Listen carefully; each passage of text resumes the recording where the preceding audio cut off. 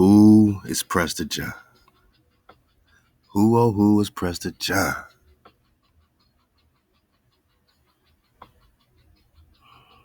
Six years we've been asking this question. Right in your face, ball. The bigger question is, how did you forget about the most key player when it comes to, these Nagas, our family, our ancestors? You see, Prester got the keys. Prester's everywhere you look. All these customs, all these, chronicles, and King David is there. Whether you're talking Ethiopia, whether you're talking, this Byzantine history, to the Mongol history, the Wang Kong is the priest king, the Prester John is everywhere, man. Everywhere. How do we miss this, man? Managas, how do we miss this? A lot of us coming out of Christianity, how do we miss this? You know how we miss this, man? They relegated King David to the BCs. Scaliger and Batavius invented 3 major chronological time shifts, the greatest 1,778 years, and they pushed King David back all that into the BCs. Then they made a new David, but they called him Son of David in the New Testament. Son of David, Son of David. They had to give him a lineage, right? Clout chasing Prester John. Because the Prester is immortal. You see, the Prester got the fountain. We're going to go right back into it. I know we got cut off last time, so we're going to go right back in to that Z, ZYZ, We're going to go right back into that. The Prester got the keys. Who's Prester John? Is it King David? Which David? David is also a title. So many times these titles have been duplicated. There's many phantoms out there. Every Prester ain't a good Prester, just like every king of Judah ain't a good king of Judah. Every Israelite ain't a good Israelite. Every Prester, every person that calls themselves Prester, because the Prester never called himself Prester John. Let's just get this straight. The Prester never said, I am Prester John. We're speaking hijacked languages. I'm talking about Dawid. Or we're talking about Moses. And that's a key connection we're going to continue to revisit and connect. Love to the Templar, There's a lot of correlation the more you learn about Moshe. Into, as Moshe being a king in the book of Jasher, king of Cush for 40 years. So there's a lot of correlation.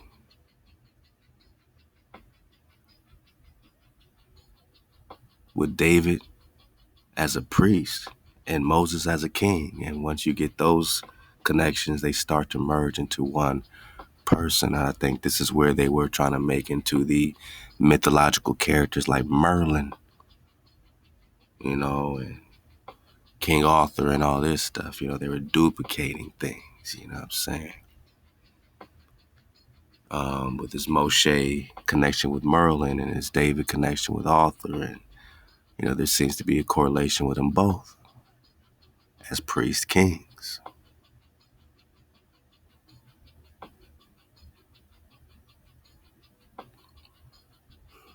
As we unravel the story and the history, our story, Prester John is always at the center of it all.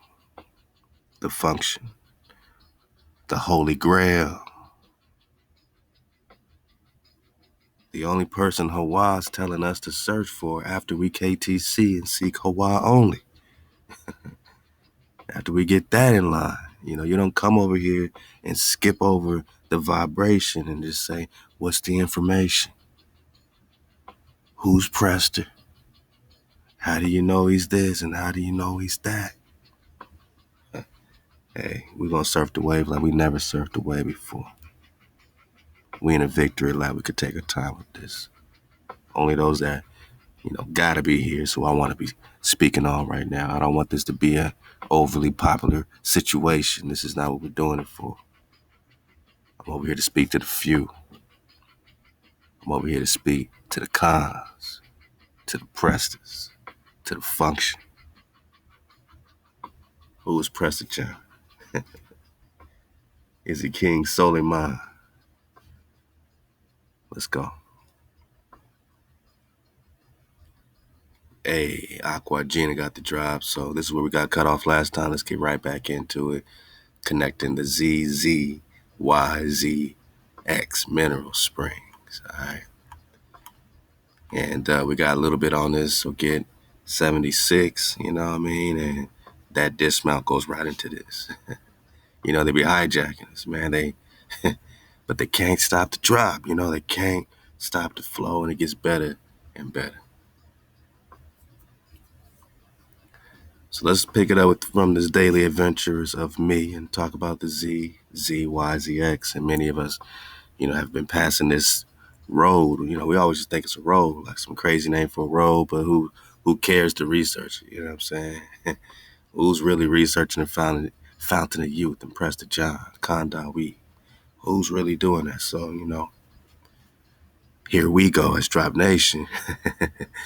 And here Aqua Gina go popping off, and let's go. What's really on ZZYZX Road?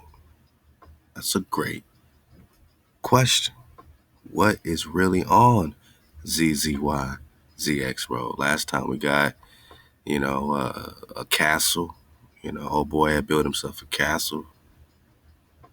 What did it say? On the nps.gov. You got all the links below. Pop off, my noggin. Yeah, man, right off the I-15, Mojave Desert flow. All right. So this guy that they're gonna later call a crackpot, man, I can't. He's a crackpot, but he finessed his way to getting a mining claim of over 12,800 acres. Called the land ZZYZX for whatever reason he wanted to do it. Started selling health products, had millions of clients. He became a millionaire. Then he gets hit damn near simultaneously with the IRS, FDA, and the BLM. Threw him in jail. He becomes obscure. They take over the facility. The California State University takes over the facility, now called the Desert Studies Center, National Park visitors. They have little things you can visit, but they don't show you the drop. They don't give you the drop. They don't give you the drop on all that 12,800 acres.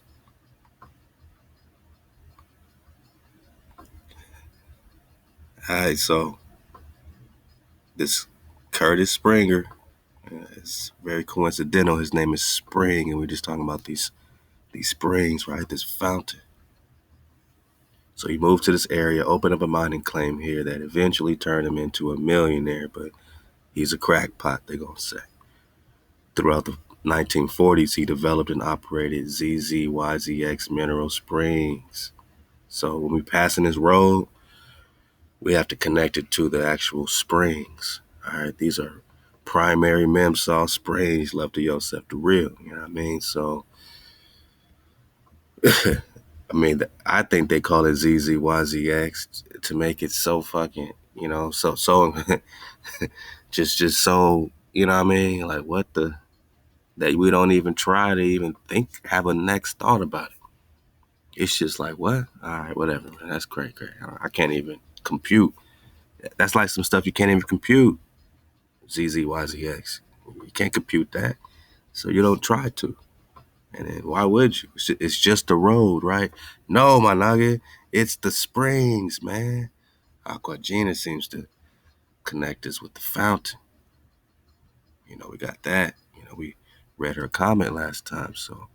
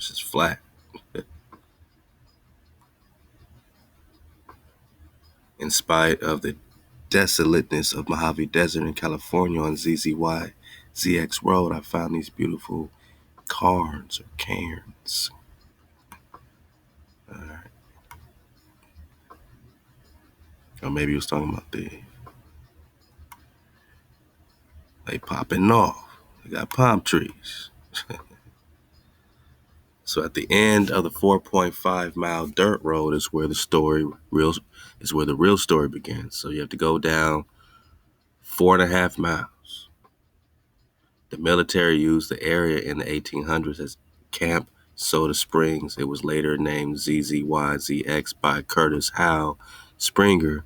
There he started the ZZYZX Mineral Springs and Health Spa, bottled the springs water for thirsty travelers. He was popping off the water, man. Off the water. We got to get this water to the Nagas, man. We searching for the Prester, my Naga, because the Prester always brings, the Nagas to the water. You know what I'm saying? Whether we talking the cold or we literally talking the fountain of youth. And Aquagina said this could be a, real strong connection. First I was going to just sit on it and like, just do more personal recon. But then I'm like, they already got the military up there. It ain't like they don't know it's up there. It ain't like I'm telling them something new. But my Nagas need to know. My Nagas need to know. Because we searching for the fountain of youth. And we doing this together right here in real time. So let's go. So he bottled the spring. So Springer was bottling the springs, right? I check it again in the Fountain of Youth. I'm just looking on Wikipedia. Immediately when you hit up this Fountain of Youth on Wiki, it's going to lead to a mythical spring, right? Can't make this stuff up, but then it's going to put you right into the stories of Prester John. Right? Being bad, like, you might have never heard about Prester John. And this might be like looking like ZZYZXZZ to you. Prester John. Who cares, right? Who cares, man? Who cares, man? This is your last noble image. Last time you seen a Naga in nobility. You ain't seen no nobility for a long time. You ain't seen no nobility for a long time. Hosea 3, you've been sitting solitary many days without a king. You don't know what we talking about. Priest, king, whatever. Israel, you don't know what we're talking about, huh? Israel, this is foreign to you, huh? Because you've been without a king many days. Many days. But it's prophesied by the prophet Hosea that the children of Israel will one day wake up. You gonna return. You're not getting replaced by a spiritual Israel that decide to keep the code or decide to love God or decide to get baptized in the name of the such and such and the blood of the Lamb is gonna cover their sins. Hell no, man. Israel returns, man. It's that simple. Hit the easy button. Bread is that simple. Israel returns, man. That's what this whole Prester flow is all about. Because you've gone many days without a king. But just like Ezekiel 37, Ezekiel 34 says, there will be one shepherd. David will be their Khan, their prince forever. Read about it. Ezekiel 37, Ezekiel 34. This is Hosea 3. What does it say in Jeremiah 30? David, whom I will raise up. Let's get it. Because we just talking about many days without a king. Then Israel returns, seeks the Creator only.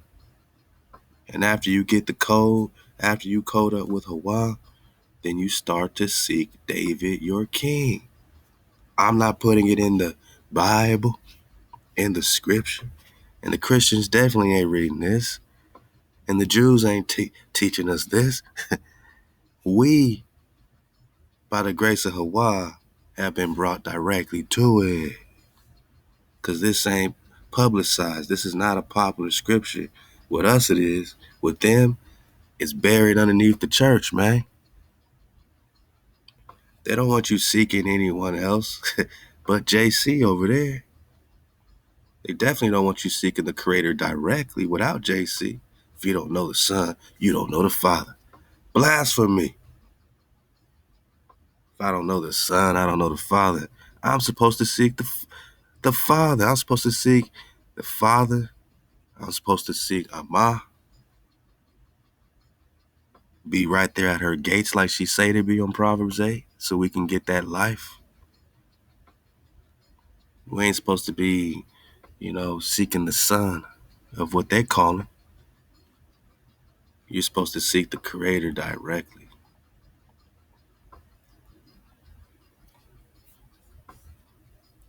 Now, once you got that breath, once you got that security, once you got the framer shaper, then you seek David. Not the other way around like Christianity do. You don't seek David to get to the creator. You seek the creator. Then, if you are Baruch, you will have the keys to connect to the water. You get the breath, you get the security, then you're going to have to get that water. That's why we're digging on springs right now. You get the breath, you get the security. Ama, Abba, then you get that water. You get that Zan, right? You get that food. You going to eat at David's table. Uh-oh. Whom I will raise up unto you. Uh-oh. And we in battle time, man. Yeah, we battle up around here, man. Hey, hop to the clan battle. We battle up.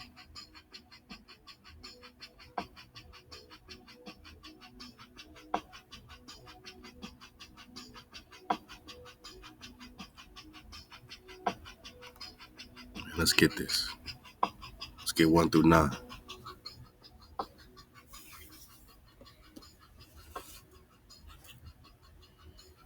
The word came to Jeremiah from Hawa. From who?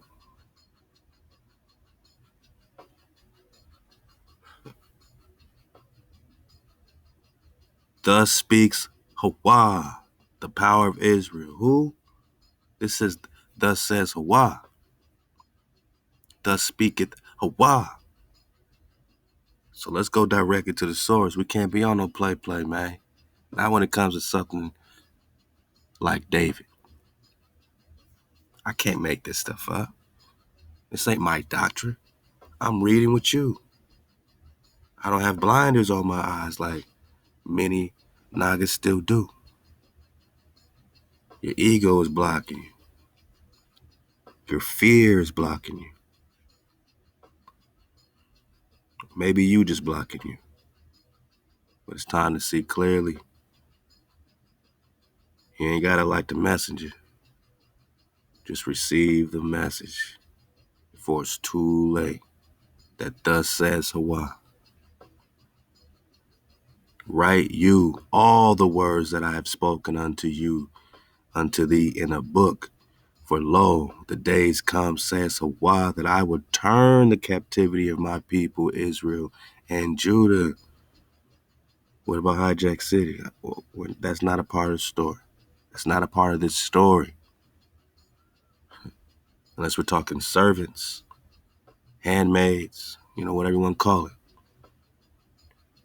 Hawa's turning. He's reversing the captivity of Israel and Judah specifically. That's northern and southern kingdoms coming together. Ezekiel 37, Valley of Dry Bones, is Israel and Judah specifically. You want to graft yourself to the tree, just wait a minute, man. Just wait. Let the tree come back together first. You want to be a branch on a tree? Let it come back together first, man. Help it come back together before you try to graft yourself in, skipping over Judah and Israel so that you could be spiritual Israel. That's Christianity. The tribe comes back together again. This is the prophet Jeremiah. The word came to Jeremiah from Hawa. It says, thus speak Hawa. It don't get no realer than this unless you just want to just say, put your blinders fully on, and maybe that's what it is. You know what I'm saying? We are anchored. As we spiral up, there's places we can anchor at. We know we ain't spinning on no damn ball. We know that we are the indigenous khans right here, the immoral khans. We searching for Prester John. We know that 4 plus 3 plus 2 is 9, man. And we know that that 9 is a spiral, and we spiral up, man. And we keep our energy and our vibration high. And we know that we keep the code.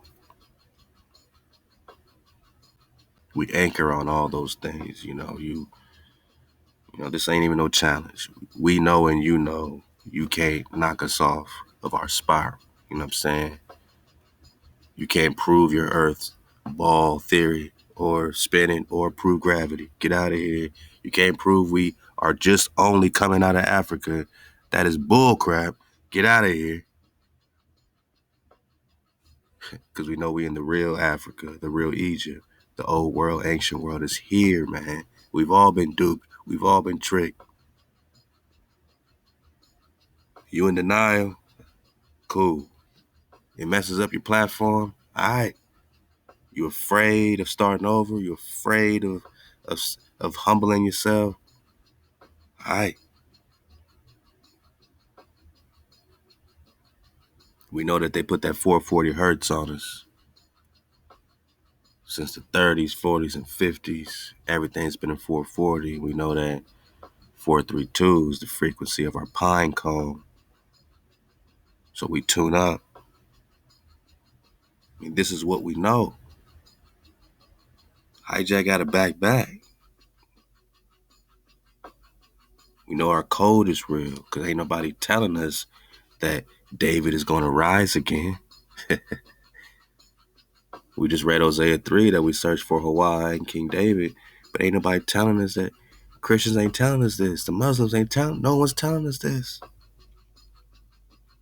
So you jump from Christianity to Islam, or you jump from Buddhist to Christian, the Hindu and this, and all these things are branches of something that is real. There's a connection with who they call Buddha and King Solomon. You just got to find it. You got to find that the Prester John title was older than the Dalai Lama title, that all of them are, you know what I'm saying,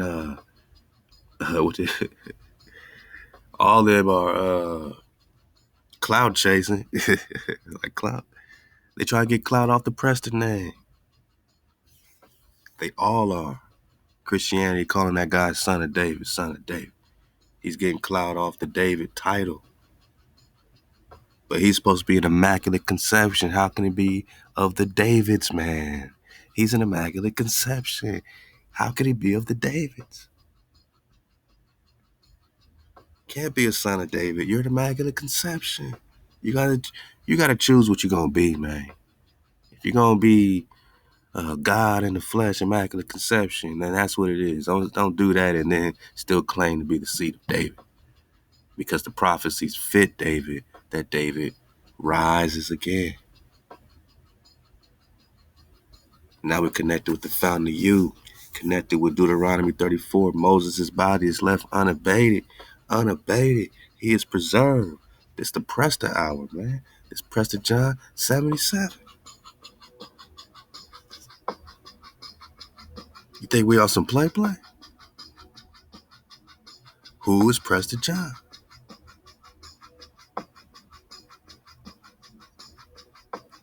I got my Shilajit tea. I'm popping off.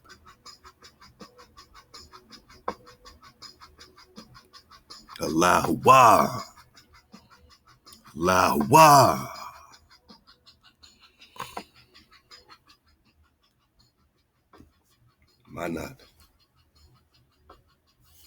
My knockers. We doing this for the home team. Let's go. So Hawa restores Israel, turns back the captivity. I will turn the captivity, right? Because you already in captivity, so your captivity needs to be turned, my nagi. Just like when Hawa say, I'll turn my face to you. We can deal face to face. I'll show you my face again. You don't want Hawa to hide his face from you, man. You ain't got no frequency. You ain't got no breath. My people, Israel and Judah, I will cause them to return to the land. So the first thing that happens out of captivity is that you get land. Khan, any questions? Israel and Judah. I'm not talking about the hijack. I ain't talking about anyone that is down with Israel and down with Judah, right? We're talking about Israel and Judah. Because if you're really down for Israel and Judah, you would be restoring and repairing Israel and Judah, and that would be your only objective, not to prove yourself, not to prove how you ain't truly a hijack, not to prove that here's all the things I can do for you. You ain't got nothing to prove. All you're supposed to be, all you're supposed to be rocking with is restoring the tribes, man. Not proving how good you are. Come on. Your heartbone gotta be on this. My people, right? What are you doing it for? Are you doing it for you? You doing it for monies?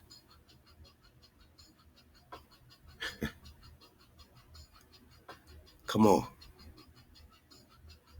My people means my people Israel, my people Judah. You can't jump over my people to get to the Creator. You can't not give a dang about the people and say you love Hawaii. Imagine somebody walking in your house and they don't care about your kids. They're covetous on your children. Even if your children bad, we always had that example of building a big play area, the dopest play area you've ever seen, right? And it's for our children, but they're being bad, so we don't let them play in it. We try to make them jealous, and we let the hijack kids play. Now the hijack kids have grafted themselves. They feel like it's theirs now, right? Our children are jealous, but inwardly we build it for our children, and our plan is to, after our children are humble, let them return. And when they do, those hijacks that are claiming all these areas of the jungle gym and all the super swings and slides and I'm saying, the laser tag, everything. I mean, they gotta go. They gotta back. They can't claim ownership of any of that. It belongs to you. It's yours. It's yours. I took it away from you, but it's yours. This is what Hawaii's coming. The hijack gotta understand this, man. Hawaii don't care about you getting it. If you get it, hey, that's Baruch. You know what I'm saying? But Hawaii don't care if you get it or not. But some will get it. And those that do get it, Hawaii, I'm sure will have immense Ahab, true Ahab, because you didn't have to get it, but you still got it. And that's pretty amazing. You know what I'm saying? If it's up to me, I'm still giving, my brother, my sister, you know, everything they deserve. You know what I'm saying? If it's up to me, whether you from the tribe of Israel and Judah, you could be from any nation, but you got it and you kept the code and you really did it for the tribe. You really did it for my people, Israel and Judah. Your heart was in the right place. You weren't covetous on us. Like, you deserve all that and more if it's up to me. I don't mind raising a Gentile to a, high level because they deserve it, because, they got it and they didn't need to get it.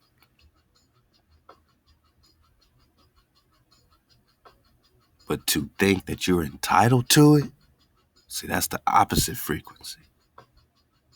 Those hijack kids got to get up off the swing set. My children are here. They'll let you play, but don't act like you're entitled to it. Oh, hijack ain't trying to convince you. You got to go.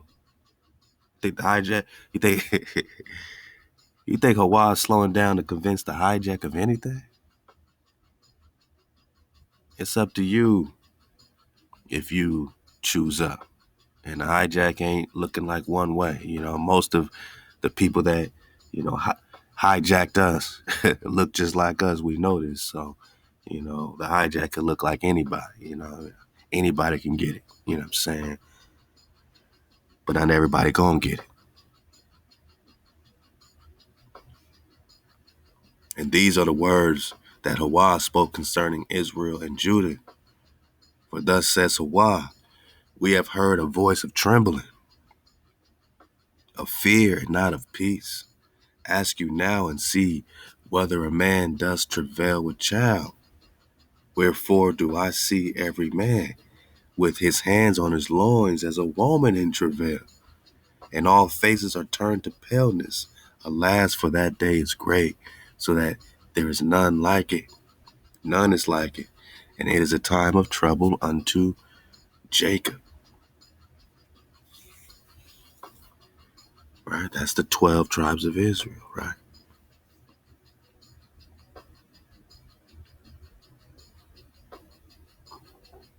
That's the Naga and Nagaville that doesn't know who they are, that have no titles. They've gone a long day, a long time without a king, without a queen, without a prince, without princesses, without your royal garments, without your land, without your gold, without your stuff, without your things, your priestly robes. You don't know what we're talking about no more, right? You went through a time of trouble. And for those that continue to be out of code, it's going to be a serious time of trouble. But out of it shall he be saved. Who's going to be saved? Those that ain't listening or those that are keeping the code? And it shall come to pass in that day, says Hawah of hosts, that I will break his yoke from off your neck.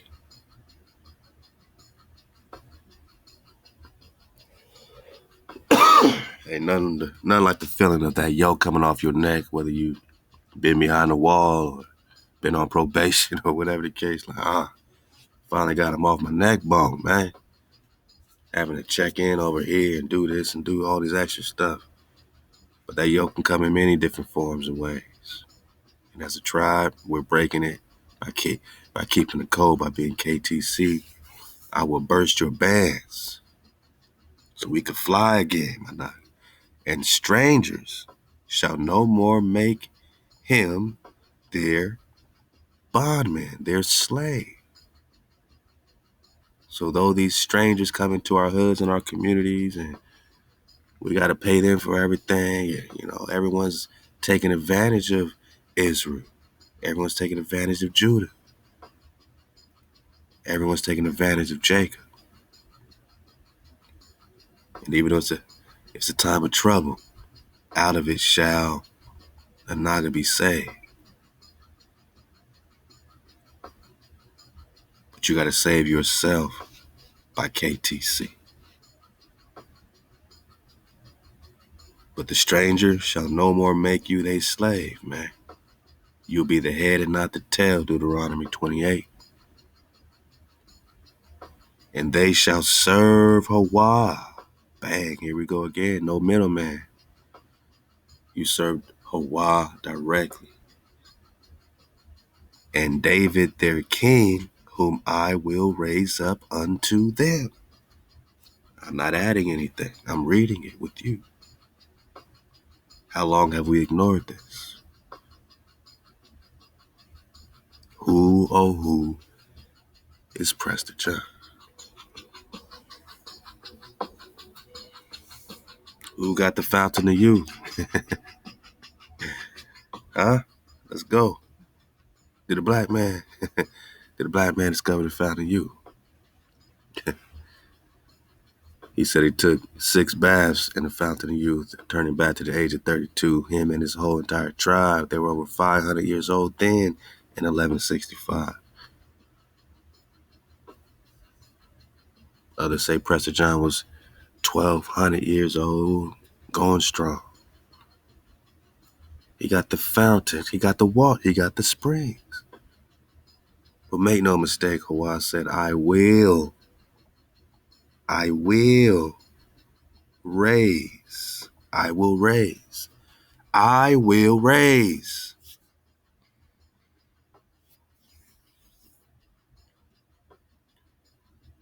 Whom I will raise up unto them. Who?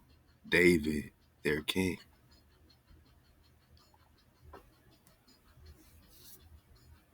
Hey, it's going all the way up. Whom I will raise up.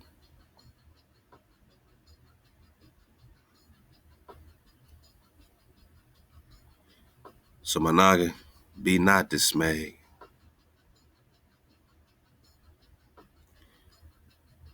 We've gone a long time. We sat solitary many days without a king, without a khan. Remember, we don't speak English. We don't call each other kings. We are the khans, they're Maru khans, the Americans, right?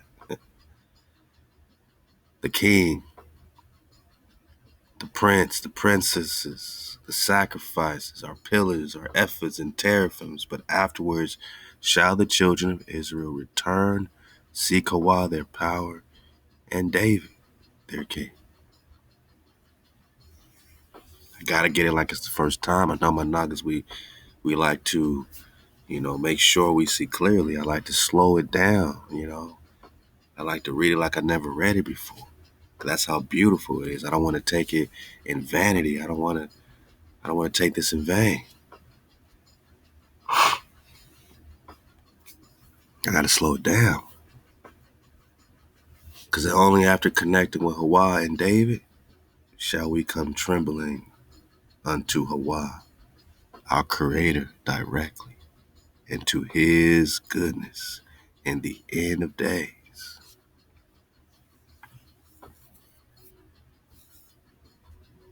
So David got the water. That's why we digging on the water. The stories of Prester John are always connected with the fountain. Stories of similar waters are featured prominently among the people of the Caribbean during the age of exploration or these crusades. It was all about searching for the Prester, the Grail, and the Fountain of Youth. And I'm saying that the Prester, the Grail, and the Fountain of Youth is all one thing, whom I will raise up unto you. Right.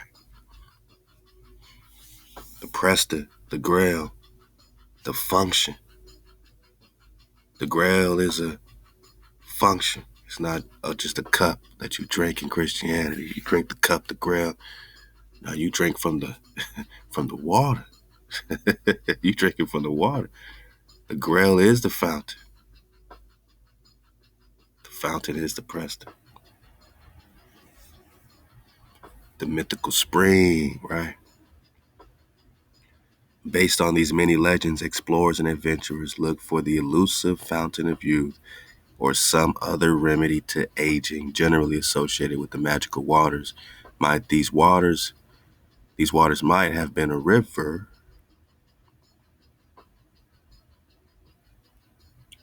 We're still looking for the Sambanyan too, right? So you're looking for the Sambanyan, looking for the fountain.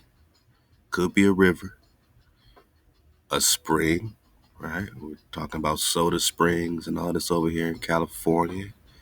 Connect the Khalifa flow, the Queen Khalifa, Solomon, Prester John, David flow. All that's connected. So her waters is going to be his waters. You know what I'm saying?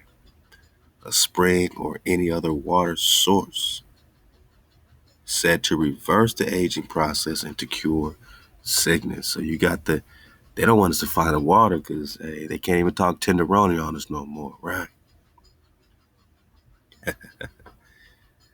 Yeah, so they've been looking in uh, Bimini and the Caribbeans. We got areas in Florida. You got different places. I've never heard a connection with California before, so that's why this is very interesting, digging on the ZZY, ZX, digging on the Fountain of Youth.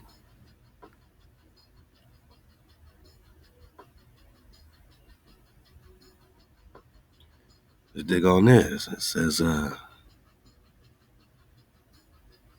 story of the water of life appears in the Eastern versions of the Alexander Romance, which describes Alexander the Great and his servant crossing the land of darkness to find the restorative spring. The servant in that story is in turn derived from Middle Eastern legends Al-Qadir, a sage who appears also in the Quran, Arabic, and Alejamaido versions of the Alexander Romance were very popular in Spain during and after the period of Moorish rule and would have been known to the explorers who journeyed to America. These early accounts inspired the popular medieval fantasy. Is it a fantasy? The Travels of Sir John Mandeville, which also mentioned a fountain of youth as located at the foot of a mountain outside Palambre or Palambi, Polombe, which is modern Colombe in India. So they're now connecting the fountain of youth with India. And as soon as they do that, you say, which one, my nugget? Because we know we are in India Superior. Why would the fountain of youth be in any other India? That's why they've been looking in the last 500 years over here in Florida. But we know Florida covered many states. It wasn't just what we call Florida today. So this whole section, right? But, could it just be one place, or are these springs that connect, underground, what I'm saying, in many places? Could that same Florida water connect to the Caribbean water? Of course. Could that same spring connect way to California? Of course. Hey, it could connect, to India way over there. I mean, we don't know. So we just don't want to assume when they say India that there's only one India. I don't think there is no, I don't see no North America on this map. Do you? I see Florida. I see Mexico. I see China, Cathay, and India Superior, man. I see Tangu, Look how Greenland connects, right? Over there, right, man? So, come on, look at this connection popping off. Yeah, we're talking about the springs. We're talking about India.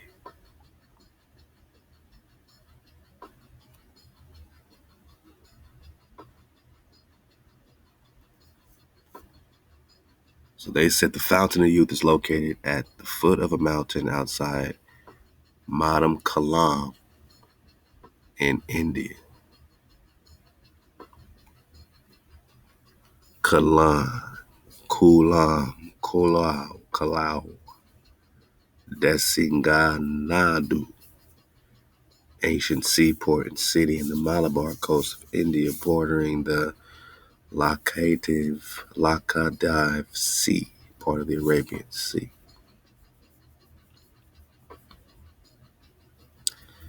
Yeah, some of y'all already, connecting this, Kalam. I mean, I'm just looking at the word Kalau. Us and how we surf the wave, but try to play around with this word and see if you can find any of these derivatives in America, and maybe that'll lead us, to a more pinpoint situation,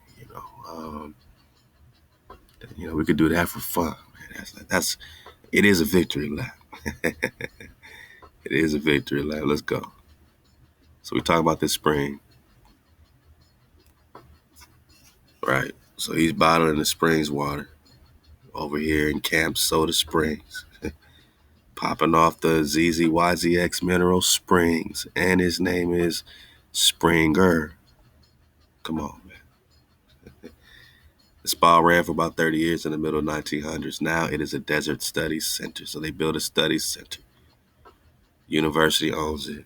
California State University. Come on, man. If he was just doing crap, they wouldn't need to build a study center right there. You know what I mean? That's just a giveaway. Although the Mojave Desert is the smallest in the world, and again, they had to do that because when they shut him down, the word was already out. So people was going to go, get to it themselves. So they had to pretty much put the military right there. Like she about to pop off and read about it. I mean, they had to block it out. They had to block people from getting to the water. They had to do it. Even if it looks suspicious, they had to do it. The location provides Oh, they got a website? Oh, didn't know they had a website. Okay. Welcome to the California State University Desert Studies Center at CZYCA.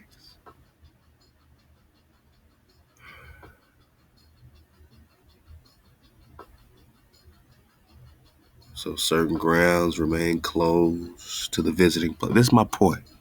They're not going to open the full thing up to the visiting public. Well, they're talking about whatever, you know what I'm saying? Whatever they had open, they still weren't opening everything. They're just trying to make money off of it. They just want to make money off of it without selling you healing water. They just want to make money off of you visiting and maybe taking some of your own water on the way out. That's like an indirect way of them charging you for the water.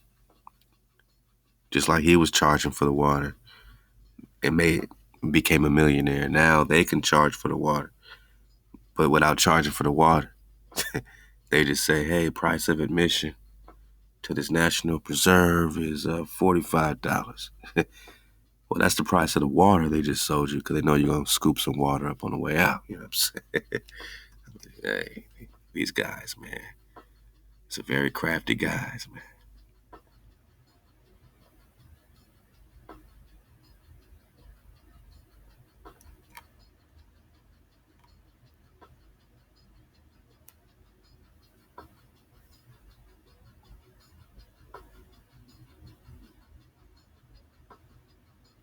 I'm just surfing the wave on this CZYZX, La Aquagina. Okay, what's this?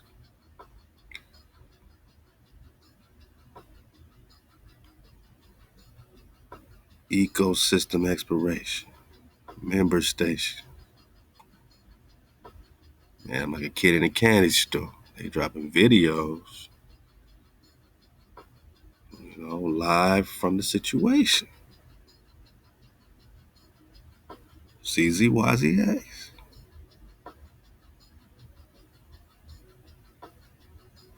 They in that water.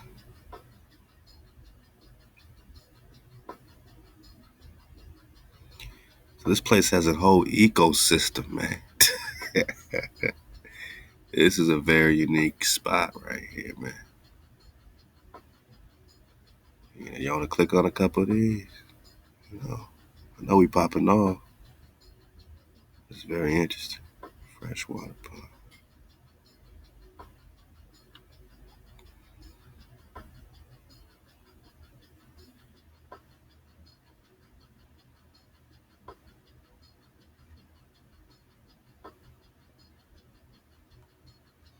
Check out this freshwater pond, man. See what's popping off on ZZYZX, man.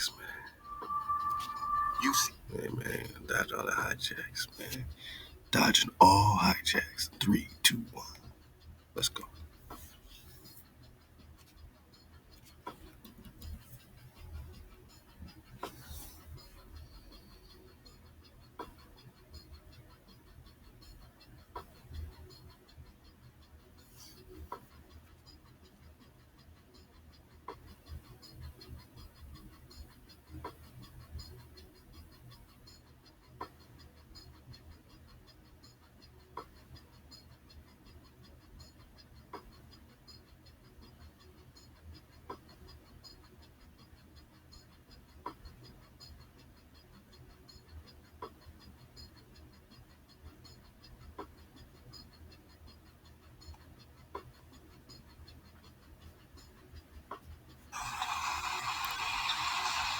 Man. Let me back up about this spot. They sending us to Pennsylvania. Man, I'm talking about the ZZYZX in California. How they send me way over there? Man, see what they do? Ohio River System. I don't think this is the same thing. All right, let me back up about this thing. I can't believe this, man. These people. Let's get back on track. It says a suite of videos from field stations. But then it sends me to Pennsylvania, man. You people, I'm looking at the ZZYZX. Let's see what they got to say about what this is. The Desert Study Center is built within the grounds of the Soda Springs Historic District, Soda Springs in Hawaii territory. Has been inhabited for thousands of years. Thousands of years. But here come the hijack. Precious springs have always attracted visitors to the dry Mojave Desert. Never a ghost town, DSC is a vibrant center for desert education, research, and appreciation. Come on, man. But they literally jacked it from old Springer, right? They saying all the right things, huh? They're doing a bunch of research. What kind of research y'all doing over here, man? Sending me to Pennsylvania. What they looking for in these waters, man? Look at all these tubs. Doing research out in the Desert Study Center provides you with many opportunities, a comfortable home base for lab work. Also, this is like an advertisement to come and do some research. Paid in, so you have a contract to do some recon. Probably whatever you find, they have to own it probably like 95%, you know what I mean?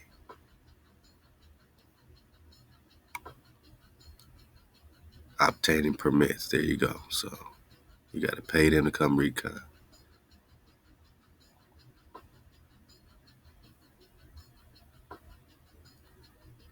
So look at all this. Like, they're not telling us anything. You click on past research. Yeah, the Discovery Center has been a base camp for researchers for over 40 years. Because they just jacked this thing. Explore our collection of some of the work that's been done. All right, man, where is it at, man? In your bibliography, man? Your dissertations? Yeah, man. All right, man. I've seen enough, man. You're not going to tell me anything, are you?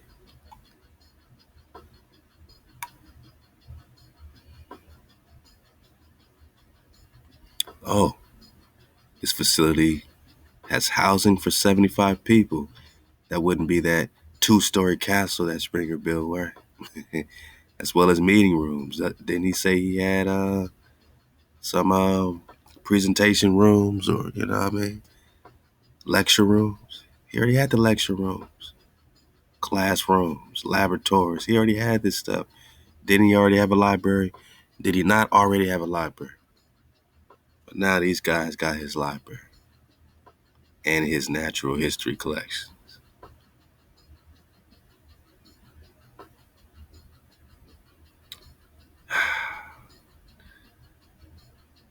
So it's placed into the Mojave National Preserve, and the National Park Service became our federal partner, right? So remember, he got moved on by the who? Who wrote up on Springer again?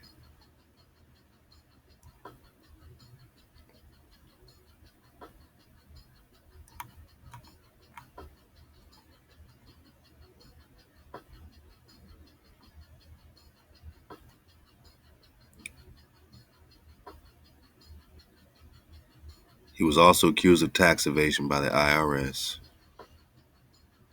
The FDA accused him of false advertising. Because he's healing people. Finally, the Bureau of Land Management, BLM, stepped in to dispute Mr. Springer's mining claim on the land that he operated on. After a couple months in jail, he lived out the rest of his life in Las Vegas. Now operates as Desert Study Center, and ZZYZX is open to the public, thanks to its pools of water.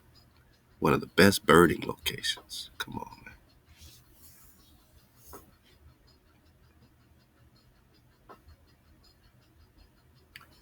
Federal partner. So they came in with the whole gang under the National Preserve monikers, Park Service monikers. And they just jammed up and jacked the whole spot. Now they say it's a 1,200-acre field station.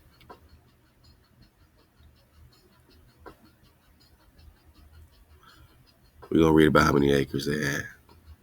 They said 12,800 acres. So they jacked the whole thing. They took all 12,000 or 1,200. No, hold up. He had 12,000 acres. So this is a 1,200-acre field station. My bad.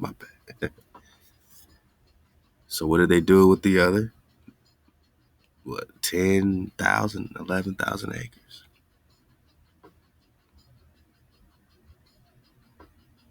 Is that part not open to the public? Got it. So the people go there, they thinking that this is it. They don't know these people own another 11, 12,000 acres of Dr. Springer's stuff, right? Which is really our things and our stuff. So they took it from him, straight up hijacked a hijack. Over there selling our water, becoming a millionaire. Did he help the Nagas out though?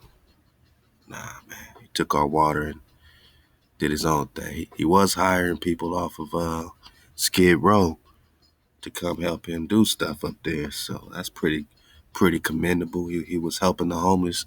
You know what I mean? I was interested. They couldn't let that rock. He said, whoa, you bringing the homeless up here? You getting them off the street? Nah, we can't let you do that.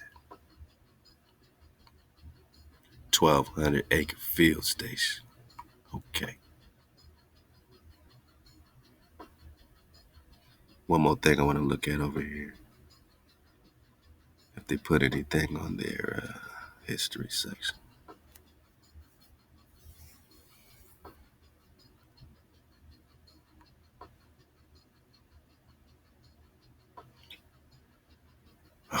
That's it. The year-round springs in one of the most arid regions of North America have attracted humans and wildlife for thousands of years. Attracted humans and wildlife? Or was it their land? Was it their stuff? Was it their wildlife? Was it not a wildlife with them? I mean, thank you for your history. That's the history of Desert Studies Center. They just put 2 sentences down. So this is telling me everything I need to know. That this is just a little mock-up thing. It's not even like a complete website. It's just, they got a section on Curtis Springer. Let's see what they think of Curtis Springer. It's a picture of him and his wife, his children. Okay. Yeah, all right. I almost gave up on him. Then they had a couple more things. Let's go. In 1944, Curtis House Springer, a colorful religious broadcaster, lecturer, health food entrepreneur, filed mining claims on 12,800 acres of federal land. So they got 1,200 as a field station. They still got like another, damn near 11,000 acres of land, which included the oasis of Soda Springs. So he owned the entire oasis, this oasis of water.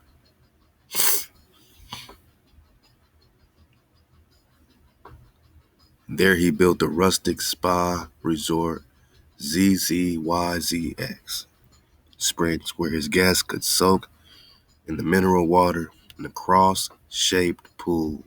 Cross-shaped. He had that tile pool. Or heated mineral baths, partake in specialized diets, attend lectures and religious services, and enjoy the clean air and sunshine of the Mojave Desert. And to go into this again, why name it ZZYZX? Because Springer insisted on having the last word. Or was it something else, in discussions on matters of health, religion, and politics. He thought it was clever to invent the last word alphabetically and use it for the resort. Others say he wanted to name a name sounding like restful sleep. In either case, the name ZZYZX rhymes with Rye 6. Rye 6. What? Rhymes with Rye 6? Rye 6. Alright, man. Okay. Rye 6, huh? Could it be Isaacs? Huh? Could it be Isaac? Certainly caught attention on road signs, literature, and radio spots inviting all to come and rest at ZZYZX Mineral Springs, the last word in health. Here's some of the products here, okay? So he was bottling them up. Springer Mining claims never permitted him to develop a health resort. In the 1960s, the Bureau of Land Management began legal proceedings to have ZZYZX closed and Springer evicted for violation of existing mining laws. So I guess the mining claims is different than saying that you actually own, you have actual land title. Maybe, that's something to look into. So after various negotiations, attempts to get congressional intervention, and exhausting all appeals in federal court, Springer was removed with a court order to never return. The facility was closed in 1974. That's why they say that this research field station, this desert study center, has now been about 40 years in the game. Now about 50 years, So that's all the history they got. That's all they're going to tell us on old Curtis. They ain't going to tell us, all the drop he was really popping off on, What they saying about indigenous land. I mean, it's getting actually a little better over here, man. It's getting better. They got a map. Okay. The Desert Study Center lies amidst Soda Springs with Kamiawave territory. Its abundant springs is one of the driest places in North America, have attracted people for thousands of years. Most recently, the Mojave Southern Paiute and Kamiawave people use Soda Springs seasonally for hunting and gathering food for plants for food and fiber. Soda Springs was a stop on an important trade route between North American tribes. Well, that makes sense. Kind of reminds you of like the Silk Road, Where's China? Does North America exist?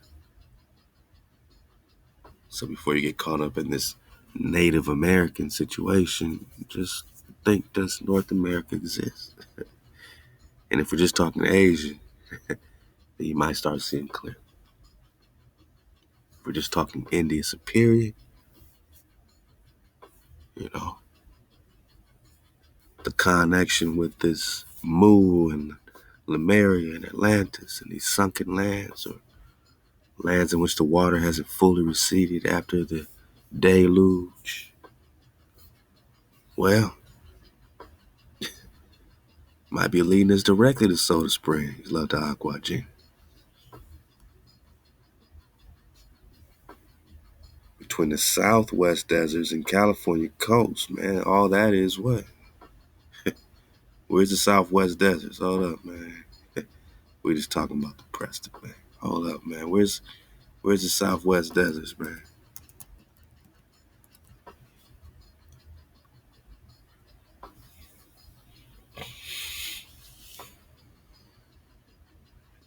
Let's put this together in real time, right? This was back to this British Museum. We're going to get some on this British Museum and keep the water flowing. We're just looking for that water. That's what we're digging on ZZYZX. It's an interesting investigation, to say the least. Love the Aqua Gina. Where is the Southwest? What they say? How they say it? Soda Springs was a stop on an important trade route between North American tribes, where people carry goods forth and back and forth between Southwest deserts, right? Like Arizona, Vegas, Nevada, right? All that, New Mexico, all that Coronado expedition flow, and Cali. Where's the Southwest deserts?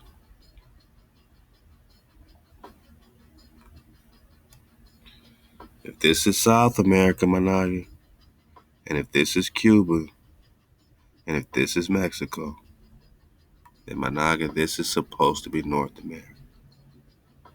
Con.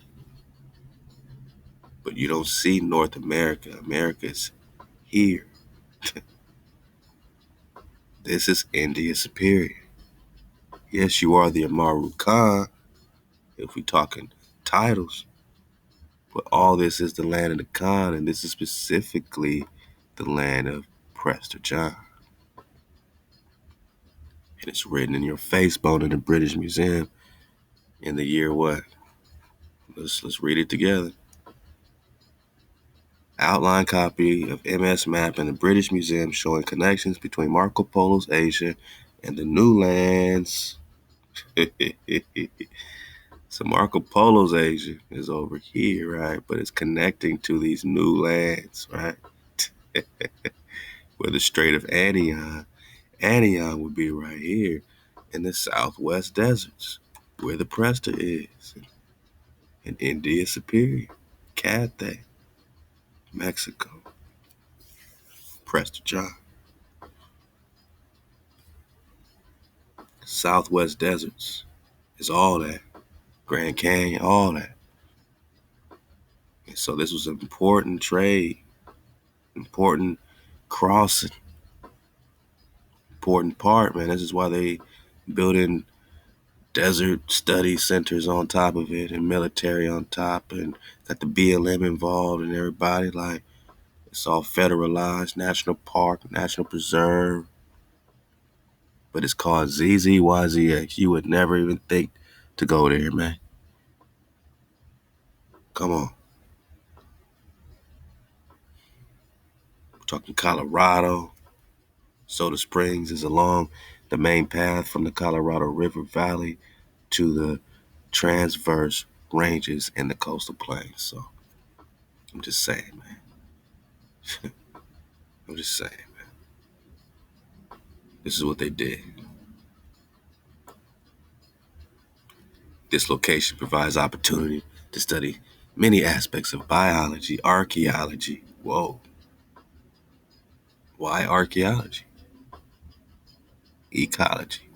It got its own ecosystem. And the knockers. Right in your face, bone. Where's that ma'am sauce, man?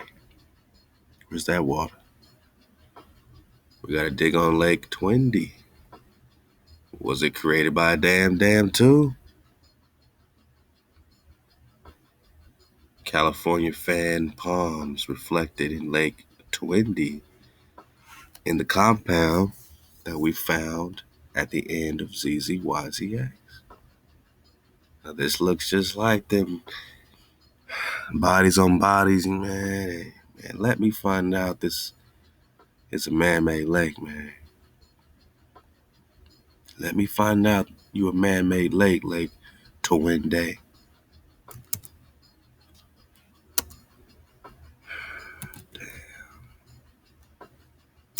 Let me find out, man.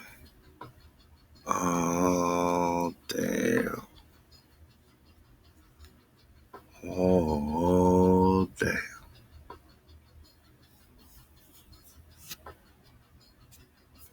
Oh, damn. They done did it again. They don't give us much. They don't give us much, my nigga, but this is why we surfed away. Lake Twindy is an artificial pond at the Desert Studies Center in ZZYZS, California.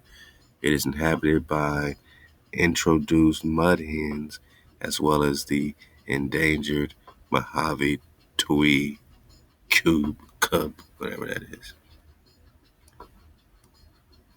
They don't give us the history of it, the name, why they call it Lake Twandi, who's Twandi.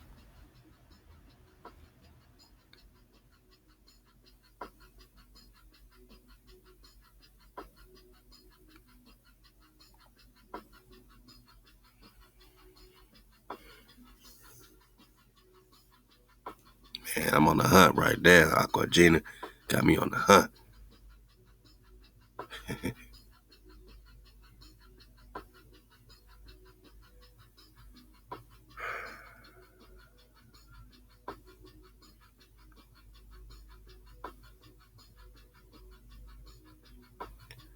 The Desert Studies Center is as colorful as its notorious history and ZZYZX first developer. Yet today it is dedicated to serious science and community service. Shit. But whose community are you serving? That's all we gotta ask.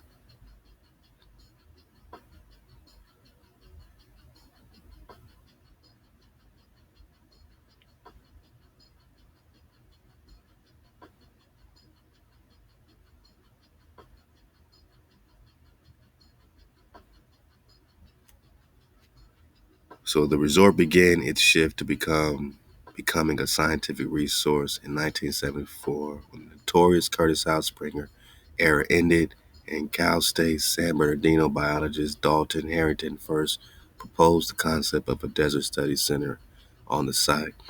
Through the efforts of Harrington and James Crum, dean of the university's School of Natural Sciences, and negotiations were begun with the Bureau of Land Management (BLM) concerning the vacated buildings and surrounding land. They were vacated because he was booted off, but some of that could have already been there too. We don't know what was already there before Curtis, right? In 1976, the BLM signed a cooperative management agreement with the consortium to manage 1,280 acres. And ain't that something? They just told us that he had 12,800 acres, so they got an agreement for 10%. Straight up. Hey, break the BLM about 10% of that. Okay. We'll make that a cooperative management agreement. They brokered a 10% deal is what they did. Cal State Fullerton facility faculty members and graduate students were instrumental in bringing the dream of the center to fruition. Lon McClanahan, emeritus professor of biological science, was an early director. William Pretsch, professor of biological science and an expert in desert reptiles, has directly directed the center since 1991. Desert reptiles, huh? He's a draconologist, man.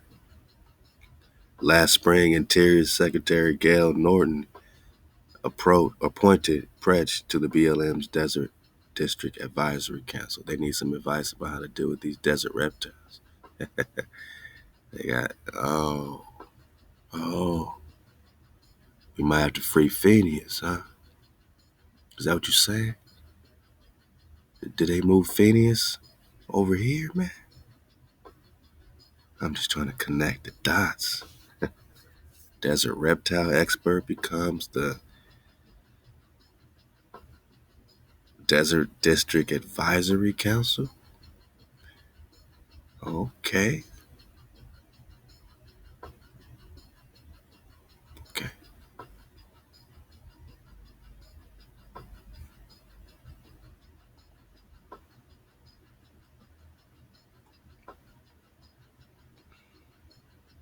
Yeah, I mean, they study this place. They study this place like it's Mount Roraima, right? Like it's this entirely old ecosystem. They got botanists. Everyone's searching. Everyone's studying. What was so interesting about this place?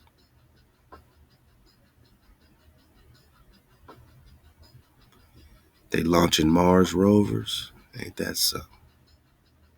Ain't that something? They got rover missions. Is that right? All right, man, it's getting too crazy. We're losing control. Searching for ZZ.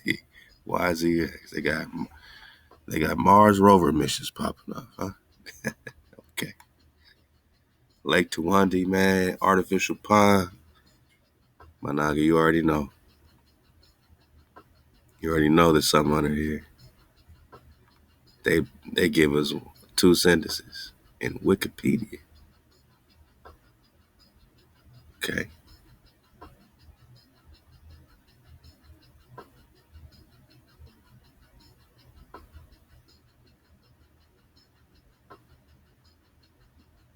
Everybody giving the same two sentences.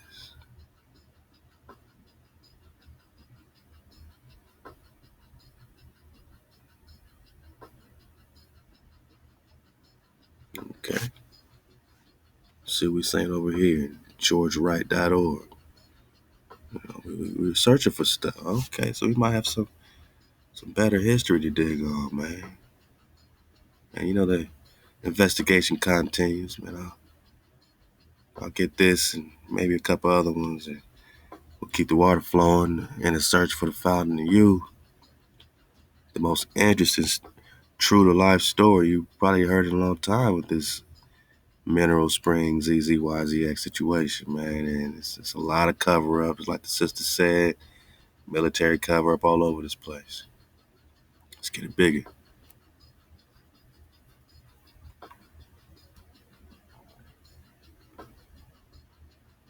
Cultural treasure, huh?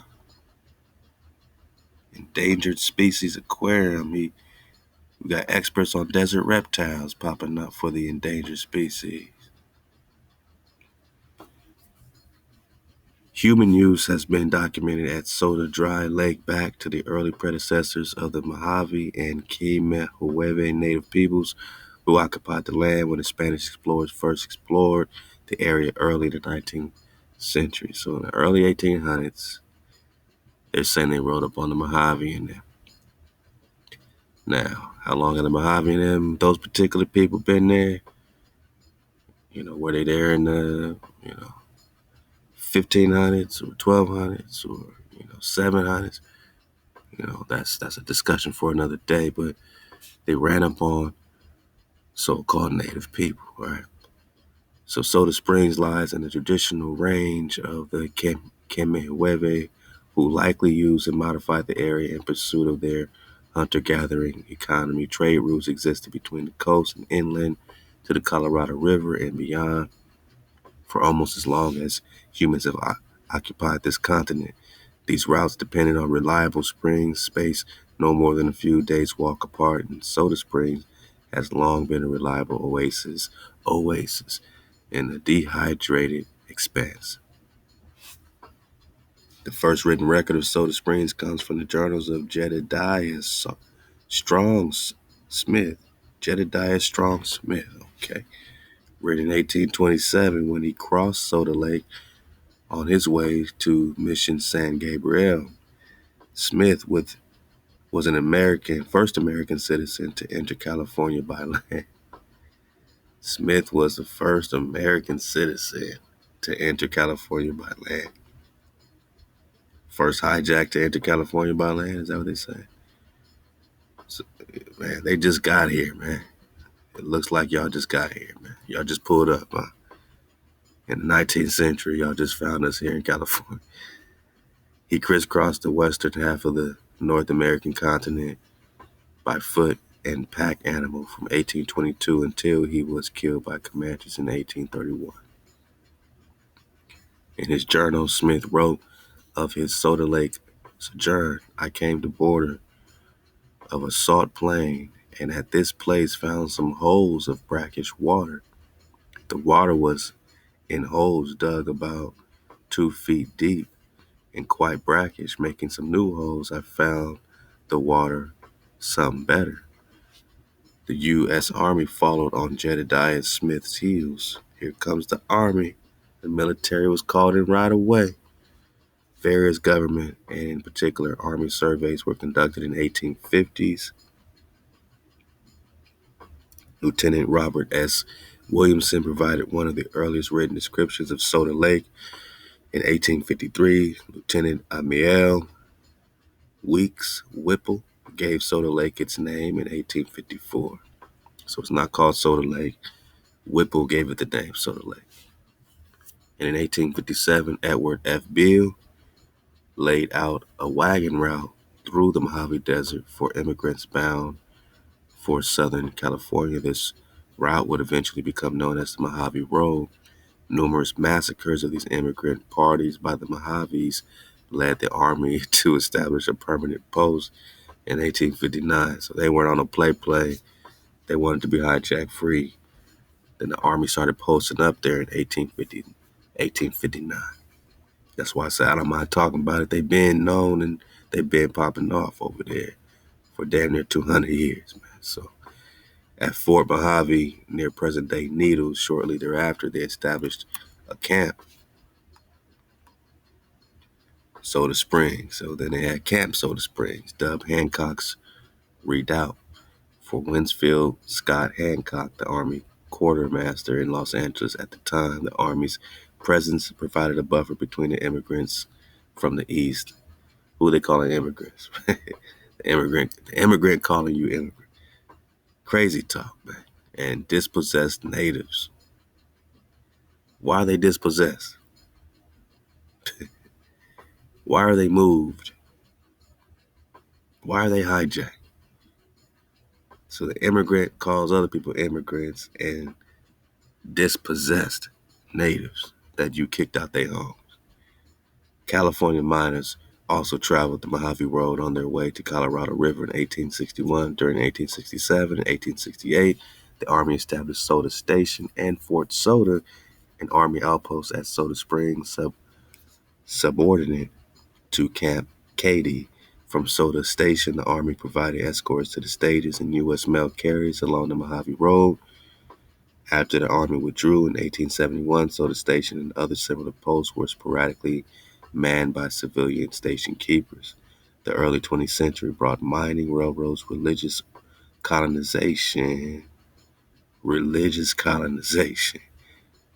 Man, colonizing the Naga up to Soda Springs. The Pacific Salt and Soda Company ran a sporadic mining operation there between 1907 and 1911. Evidence of the Pacific Salt and Soda evaporation ponds is still apparent. In 1906, Francis Marion Borax Smith had built the Tonopah and Tidewater Railroad through Soda Dry Lake to serve his borax mines near Death Valley. Now, borax is very important. And, I think Love to Yosef, man, they were dropping on something very specific to this borax and to this primary mem sauce, man. From 1907 to 1940, the TNT averaged one train per day between Ludlow, California and Goldfield, Nevada. The rails were removed for raw materials during World War II. And the graded bed now marks the boundary of the Mojave National Preserve south to Curl on the Union Pacific line. Now I'm going to pick it up right here. Curtis House Springer and his wife moved on to the site in 1944, filing mining claims with the Bureau of Land Management in San Bernardino County. Springer built and operated the ZZYZX Mineral Springs and Health Resort Soda Springs for 30 years until the BLM evicted him in 1974. His daily radio broadcast titled The Miracle Healing Powers of JC Mineral Baths and Elixirs, such as Hollywood Prep Tonic, Antediluvian Herb Tea, Desert Herb Tea, although the charges against him invalidated mining claims, tax evasion, and exaggerated advertising are certainly true. His main activities may have been providing sermons and health food to lost souls and unintentionally supporting the Mojave Tui coup. Springer claimed to have coined ZZYZX in order to have the last word in the English language. All right. We're talking Lake Tundi.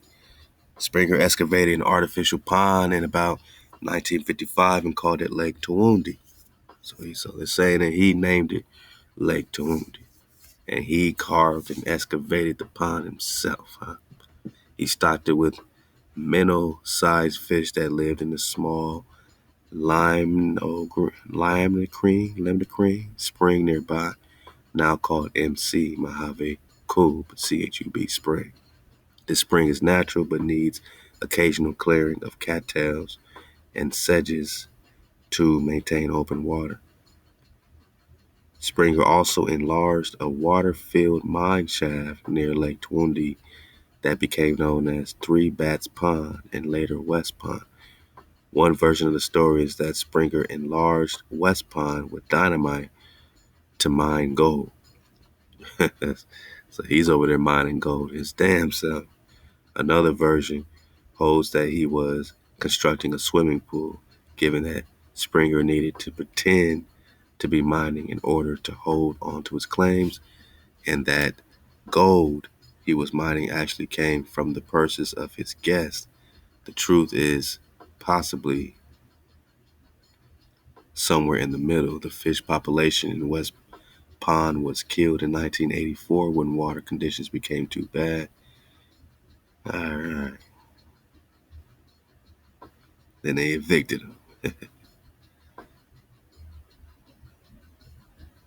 So as you can see here, there's more to, there's just been some type of road scenario. I'm just trying to see how they was rocking with this Lake Toowoomba.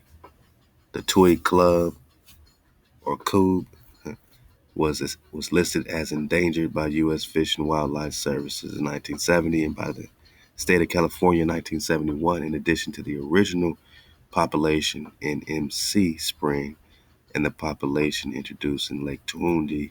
Populations of Mojave, Tui, Cube have been established in artificial impoundments in China Lake Naval Air Weapons Station. So they're always acting like they're super concerned about a particular species of fish and yada, yada, yada. In reality, they're concerned about something much, much, more extreme, you know what I mean?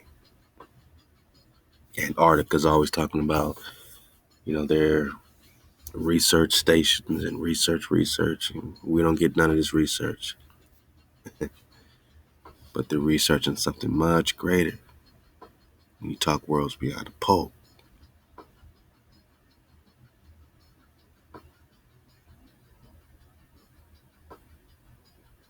In the fall of 2001, the National Park Service dredged Lake Toowoomba, which was becoming filled with silt and cattails. Some fish were killed when inflatable an inflatable dam, which was holding water in one half of the lake while the other half was being dredged, slipped. So I'm looking for some dam connection. This dam, and there is a dam holding water in one half of the lake while the other half was being so.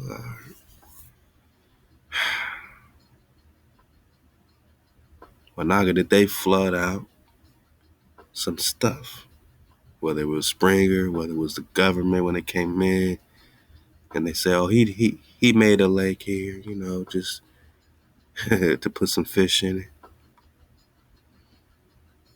and yet they just admit that there was some dam connected with this situation as well, which is all we need to know. Which is all we need to know.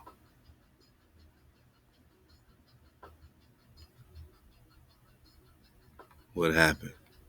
What happened here, man? What happened to this indigenous land? What happened to Nagavik?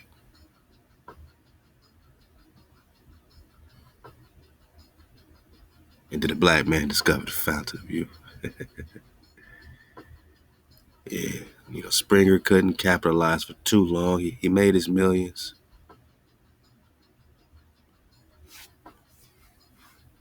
He came up. Then they came at him for taxes, right?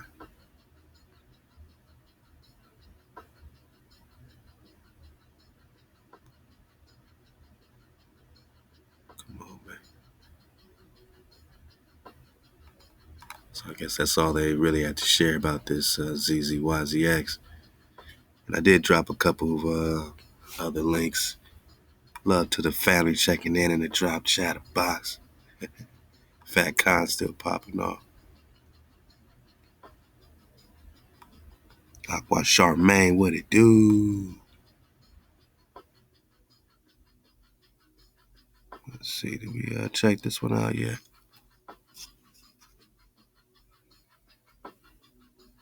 Want to make sure we can tell Aqua Gina, we've done some recon now.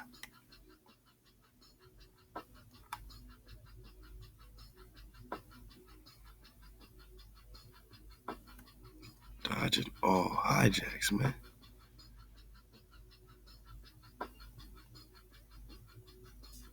So I've noticed a sign for ZZYZX Row. How do you pronounce this word? What does it mean? I have a feeling it's Las Vegan for sucker. So he's just referring to Springer and I guess anybody that believes in the healing power of the water.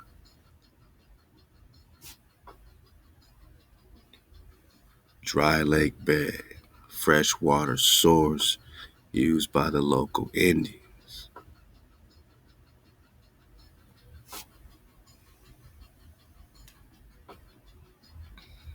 Also known as the Boulevard of Dreams.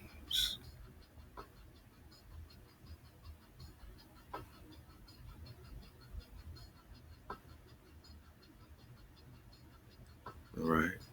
So you got Curtis, he had his teas, a 7-day cleansing plan. Administered Epsom salt-based elixirs to thousands who flocked to his springs for a cure. So these were healing living waters. And they call him a crackpot. But this crackpot was a millionaire with a castle.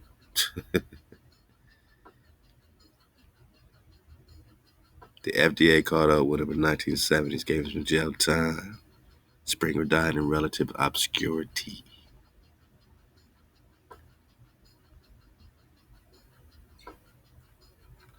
What else we got?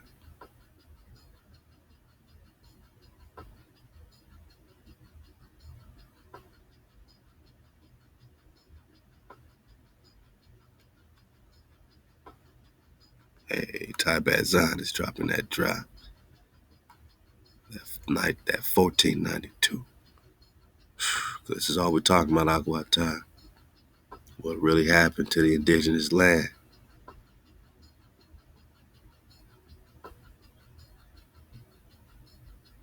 Okay, that's the same one.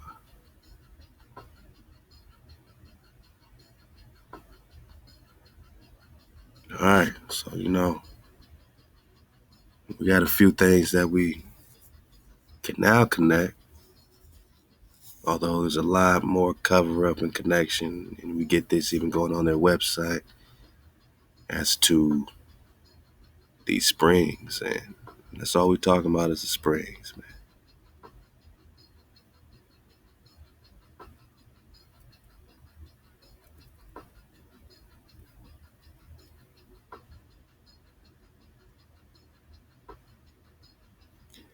An additional aspiration may have been taken from the account of the pool of Bethesda, where a paralytic man was healed in the Gospel of John. So how they go here to the Gospel of John in the book of John, after just throwing it right in your face that they're just talking about the stories of Prester John. They're letting you know that there's phantasm duplications out there in that new test, that they're reflecting something that is too real for them to really get down with. Now they're looking in Florida. They can't connect you with the real Prester. They need you to connect to a whole nother power. See, this Prester, connects you directly with Hawaii, back to the code, not to no JC. This Prester ain't trying to be the hero. This Prester's the function. Once you in code, after going many days without it, you could have the function again. You can start talking about that water again. Herrera adds that the Spaniards had unsuccessfully searched every river, brook, lagoon, and pool along the Florida coast for the legendary fountain. They got a whole archaeological park around this thing in St. Augustine, claiming they got the fountain right there. But it always comes back to their age of exploration, searching for the Prester. And we keep saying, they sure been searching.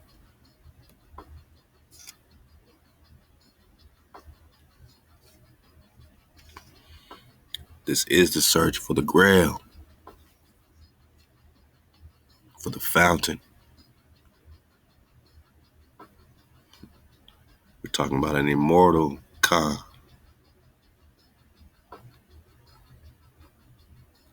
Well, how they say it.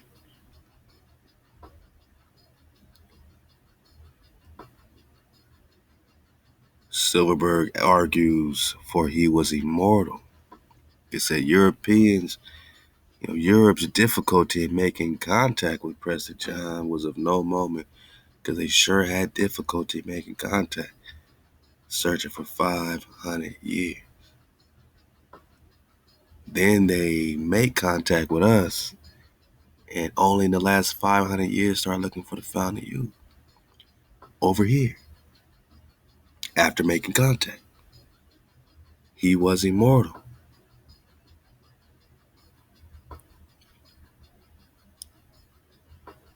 Seek Hawa and David their king.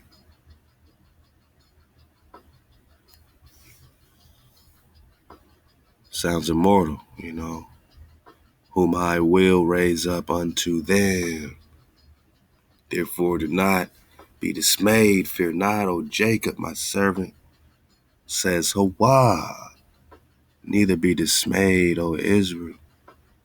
For lo, I will save you from afar, and your seed from the land of their captivity, and Jacob shall again be quiet and at ease.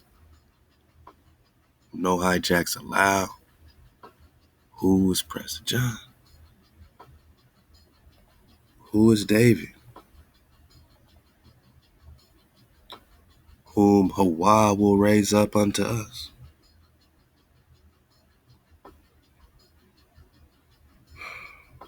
Who is Prester John?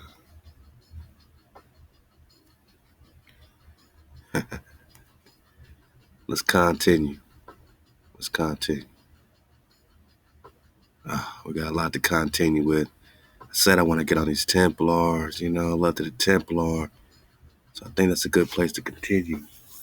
In the medieval empire, the Israelites. I also want to get right into this lost tribes and promised lands and connect it with a couple of new good articles here off this JStore.org. The historical Prester John. So we're going to have some fun. We're just getting started. Let's see where we at. You know what I mean? Go ahead and stretch your ankle bones. We're about to go in. Oh, we at the 144 mark. Well, I'll be. Let's go. Allow what?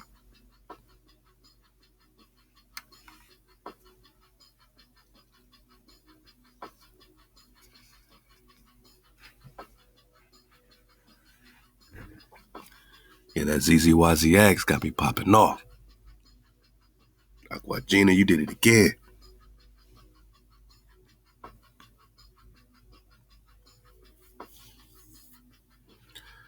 I'm going to start right here.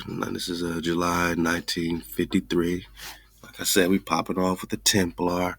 I'm going to get the first little piece of this, first page, and then we're going to jump into the medieval histories of the Israelites, that $1,000 book. All this is in your Ether pack. Get your ether pack, press the pack. Just email me. We got you. Allah. So you got the links, you got the drops, you got the books, you got the videos. You popping off. Man or myth, Prester John played a great role. From the 12th century until well after the discovery of America, he was an established part of the European pattern of thought. Why even bring up the discovery of America, man? Why even bring up the discovery of America, man? Because America, or, this part of Asia, Cathay, Florida, Cathay, Asia, America. This is in 1530s. They weren't playing in 1531 Orientes finds map. This is in 1548. They weren't playing in 1548. But Ptolemaeus and Gusby and Managi.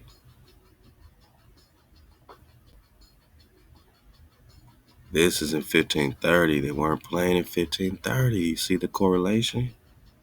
America, UK, Asia, right?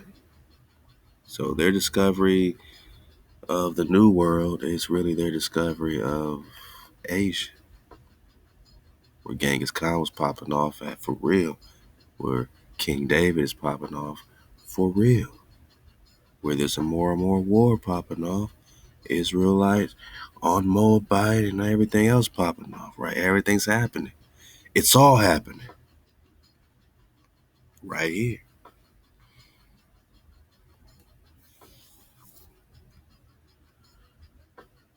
So Prester John played a great role. We see that, right? He popped off the Crusades. He popped off Europeans, quests and whatever you want to call it, discoveries. All right, fine.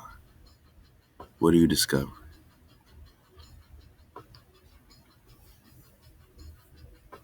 He was an established part of Europeans' pattern of thought. That's why they came front on this. They came front on us.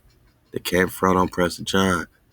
He was an established part of their thought, man. Their thought pattern was around this Prester. That's why they're searching for 500 years in Portugal, Spain.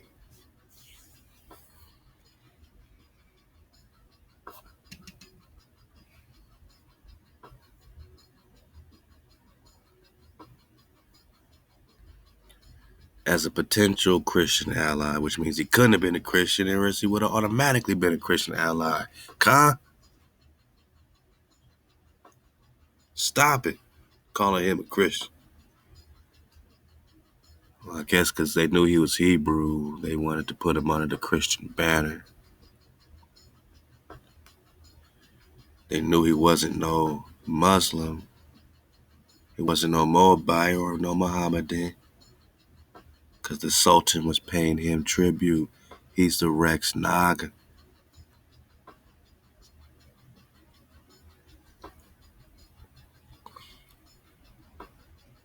They were paying him tribute, not the other way around. He's the head, not the tail.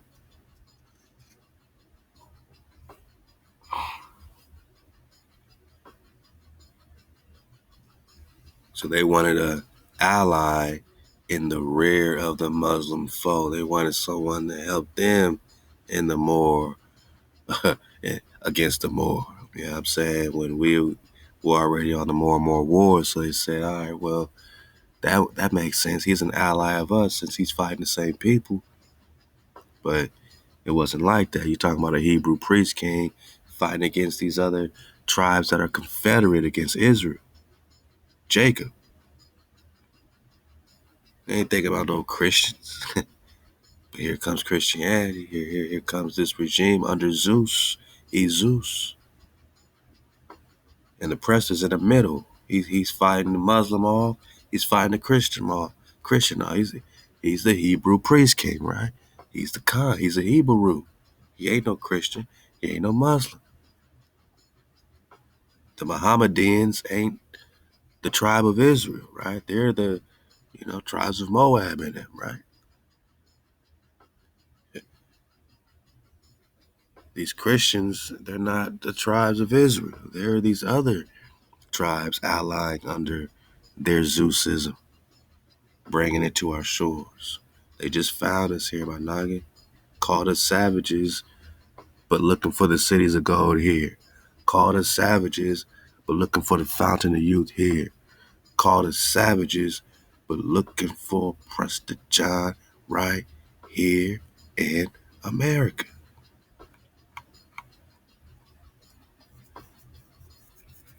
According to the 1530 British Museum map,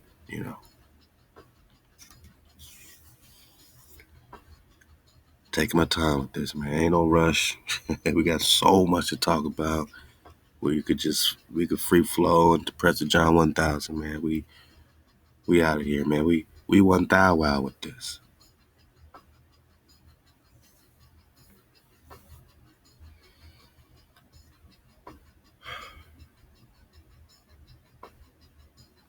So Prester John figured in plans for the later Crusades and thus had a place in European ideas for world strategy. They wanted to conquer the Prester. He figured in their plans for the Christian Crusades. He figured in their plans to be an ally against the Moors that were, had them in captivity. He was an ally, right? They wanted this very important India superior as an ally. He figured in their world strategy. God, he was all a part of their world strategy.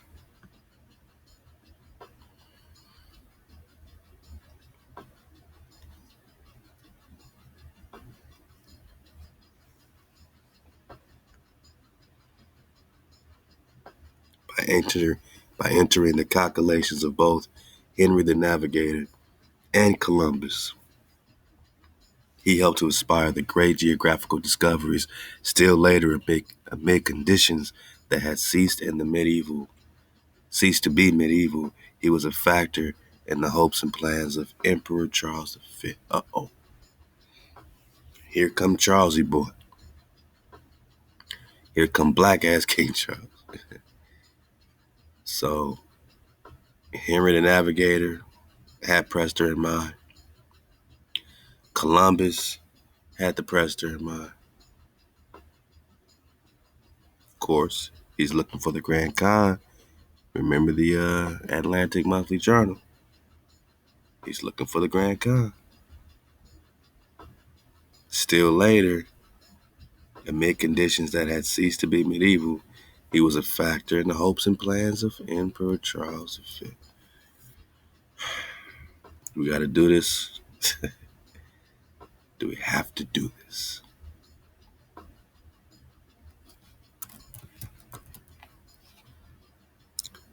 Black ass King Charles, man.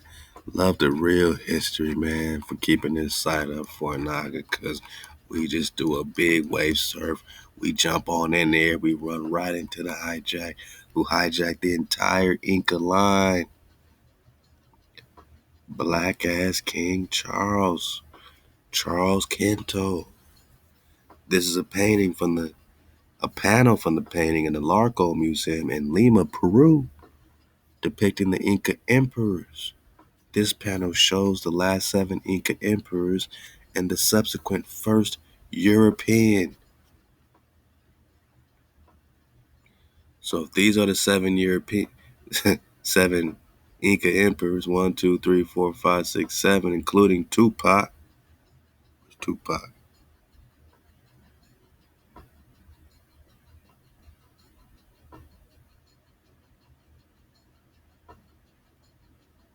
That's Tupac. Tupac. There's Tupac Tech, man. He might be on. He might be on this panel here. This the panel. This the full panel right here. Tupac is on one of these. I think he's on this one. So you see this entire line now hijacked by King Charles V, and all these hijacks coming right after. He's clearly a brother right here. These are all brothers, man. And they tried to iconoclast him, turn them into white people, right? See them painting over their blackness, right? Painting over their brown skin, right?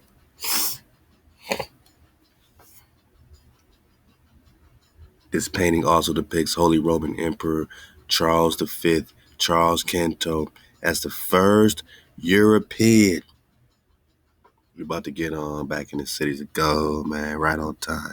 We digging on the Coronado expeditions in the ether, right on time. So he's the first European. Just stop at the, stop right there. He's the first European, right? He's the European. They're not calling him African. They're not calling him, whatever tribe he's from. They're just calling him a European. I thought Europe was in Asia, right? Now we have the map of a Maxim popping up. Everything for Ham and Kush. First European Emperor, Charles V. Dated circa 1800.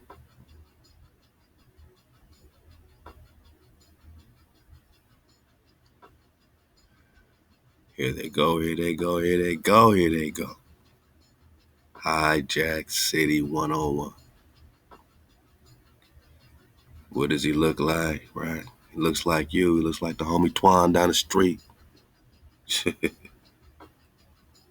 look like any hip-hop artist today, right? Come on, man. He look like you. The king, the royal emperor, Charles V, looks just like you, my nigga. What does it tell you? When I show you a pattern like this in Portugal, of the Portuguese looking for him, the Spanish looking for him, they all were looking like you. Anything that didn't look like you when it comes to power, that's recent. Because as recent as the 15th century, 16th century. I mean, when did they ever lose power, man? What happened?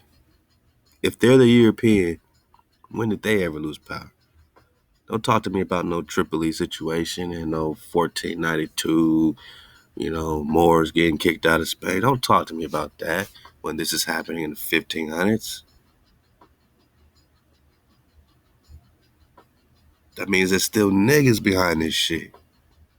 There was niggas pulling up to America. Niggas sanctioning this massacre. Niggas looking for the Prester. He's like, oh, these niggas rolling up on the con again. Man, look how they whitewashing them, putting some peach in their features. It's in the Larco Museum. We're talking museums, all museums. And here's a better picture of Charles looking like who? That nigga in the barbershop, right? Nah. This the Holy Roman Emperor, my nigga. Into 1558, damn near 1600. Who took this family out of power?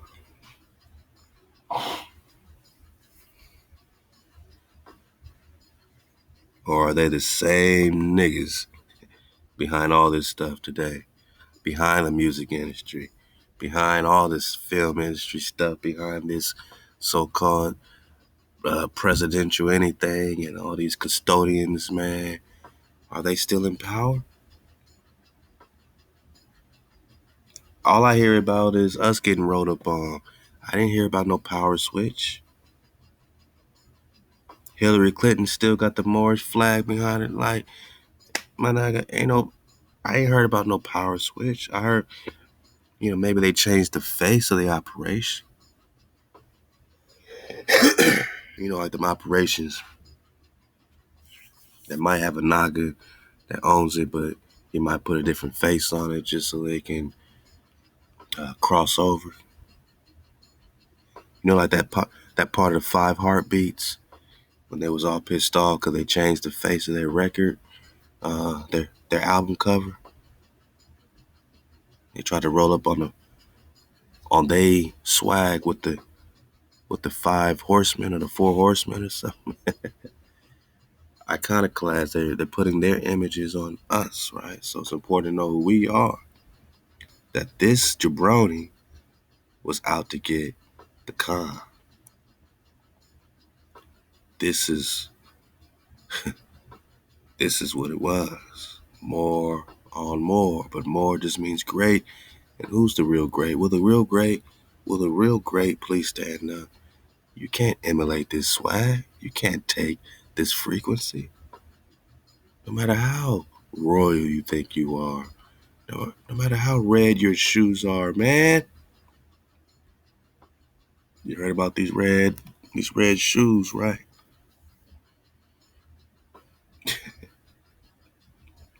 It's still a ritual today in Hollywood, right? These red shoes, man. Oh, Charles. Man, they brought us to Charles. I was gonna leave him alone, but they brought us to Charles. We talking Prester John. They brought us right to Charles, because he was a factor in the hopes and plans of Emperor Charles V. This guy with the red shoes on, Holy Roman Emperor.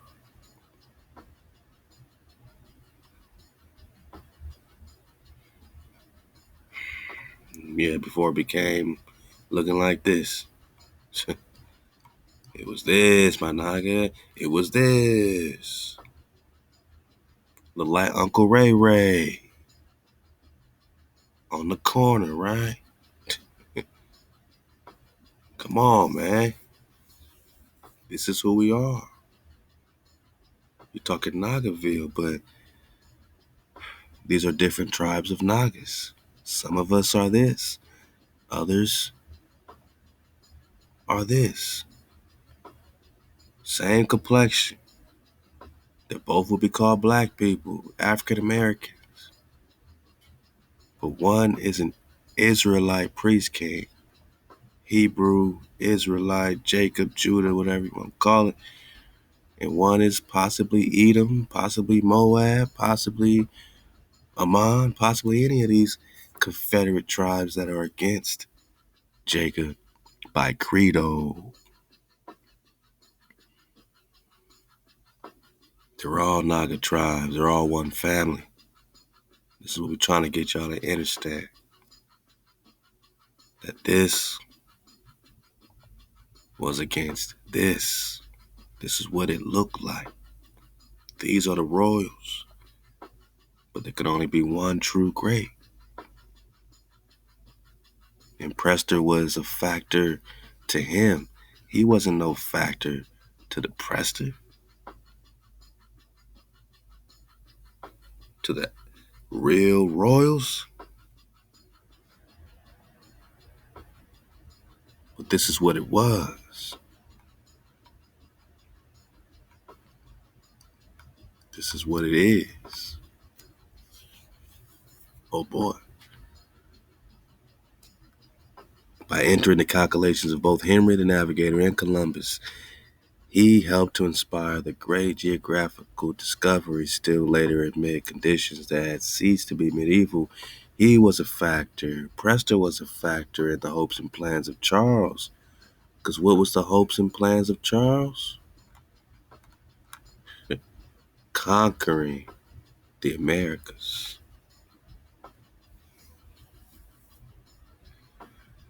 Conquering Greater Asia. how they say Grand Tartary. But this ain't Tartaria.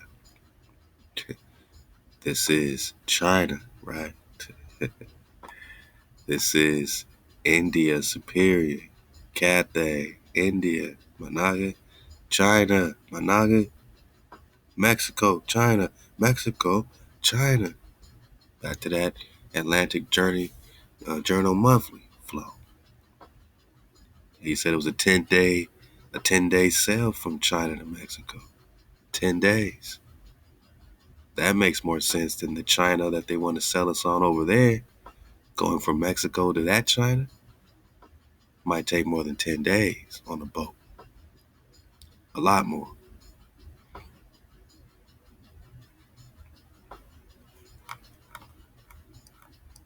So he wanted Grand Tartary. He wanted all this. He wanted the land of the Prester John. He wanted your land, my nigga. So you got a long time without a king, without a sovereign noble. Columbus had a mission. Remember this?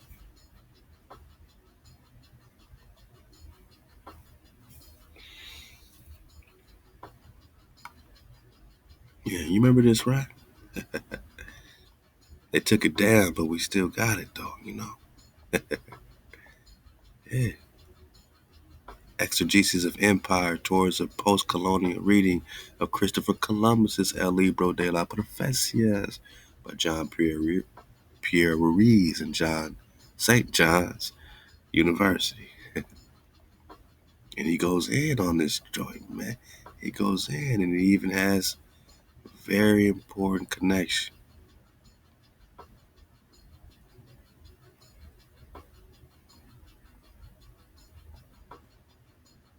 Let's get it from here, like it's the first time.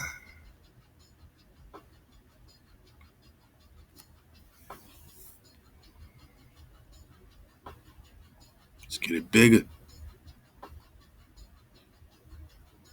Among the earliest and most fascinating witnesses to the latter is a manuscript of 84 folios dated between September 13th, 1501. We're getting 1530 maps, right? So we know where India Superior is. And March 23rd, 1502, now preserved in the Biblioteca Colombina in Sevilla. Talking Spain.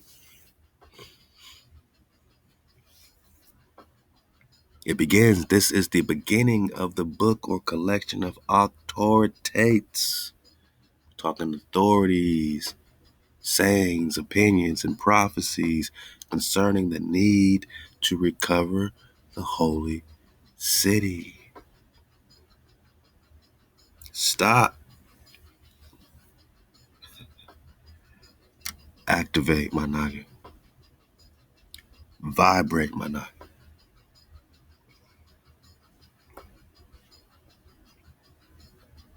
Just vibrate on it.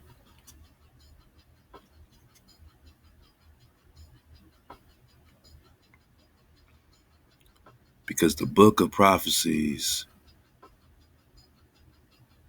was compiled by Christopher Columbus himself. This is the manuscript we're reading, El Libro de las Profecias, Book of Prophecies. It was compiled by Columbus himself. So here's a piece of it saying that we're looking for the holy city, right? They say he's lost, stumbles on India, finds America, and then pilgrims come. And I thought pilgrims only came for holy pilgrimages, you know, holy lands. Then you research that we're in Tara Sancta, connected with vortexes that connect us to lands across the poles, across the plane, worlds beyond the pole. So, I mean, that's deeper recon, but we know we're in the holy city. And knowing that we're in the holy city, promised land could lay loose, then we know that he was not trying to recover it. He was just trying to conquer it. And this is why he came with a message for the Khan.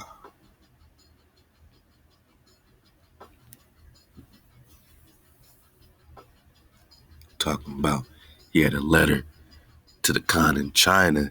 He knew exactly where China was. Ghana, America, India, Grand Tartaria, Asia.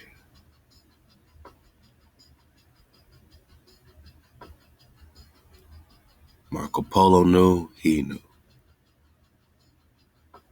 So this book or collection of authorities, this prophecy book, concerns the need to recover the holy city and Mount Zion, Managi. So Columbus wasn't just looking to discover some new lands. He was looking to recover Jerusalem, conquer Jerusalem, and discovery and conversions of the islands of the Indies. Come on, man. He knew Indies is India. He ain't crazy. He knows Indies is India's superior. He wants to convert to conversion of these Nagas into India superior so he could take Mount Zion, so he could take the holy city, so his people he's ushering over here can take it as they took it. Whether you're talking South America, whether you're talking the Caribbean islands, Haiti, Haiti, whether we're talking America over here, it led to all this stuff, right? So this was his fulfilling of prophecy for his Zeus, right? His Zeus said he'll extend their life, give them some promised land, and look what they done. Look what they done with the place. They've had a promised land. They've had heaven. Columbus is like their Moses. You know what I'm saying? For real. Not ours, theirs. Imagine how Moses was looked at by, the Canaanites or whoever Moses is chopping down, right? You know, um, that's how we look at Columbus, right? Except Moses is connected with Wa, they're connected with Zeus, with Thoth in there. And they're all in on it. All the religions connect to the same conquering of America. So Columbus wasn't lost. He had a mission. He was on a mission, right? These missionaries, they were on missions. They were on military missions to conquer the holy city, to conquer Mount Zion. They were fulfilling their prophecy and discovery and conversions of the islands of the Indies and of all the peoples and nations from Ferdinand and Isabella, our Spanish rulers. So they had to do it.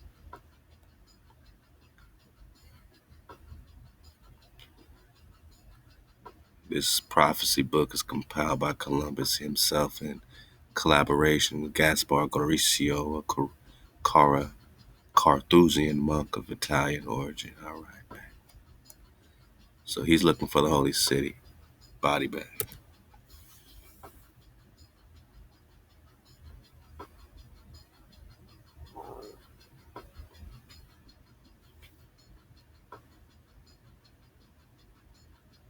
Lost tribes and promised lands, man. Oh, before we even do that one.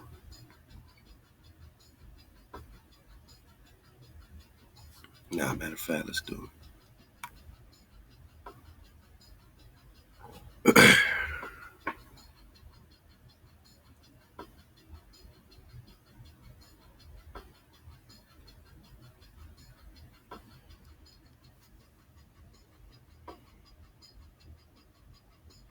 You're just getting it for the middle of the paragraph. They're looking for Prester John. They're looking for news of Prester John, the Saracen king. You know what a Saracen looks like, right?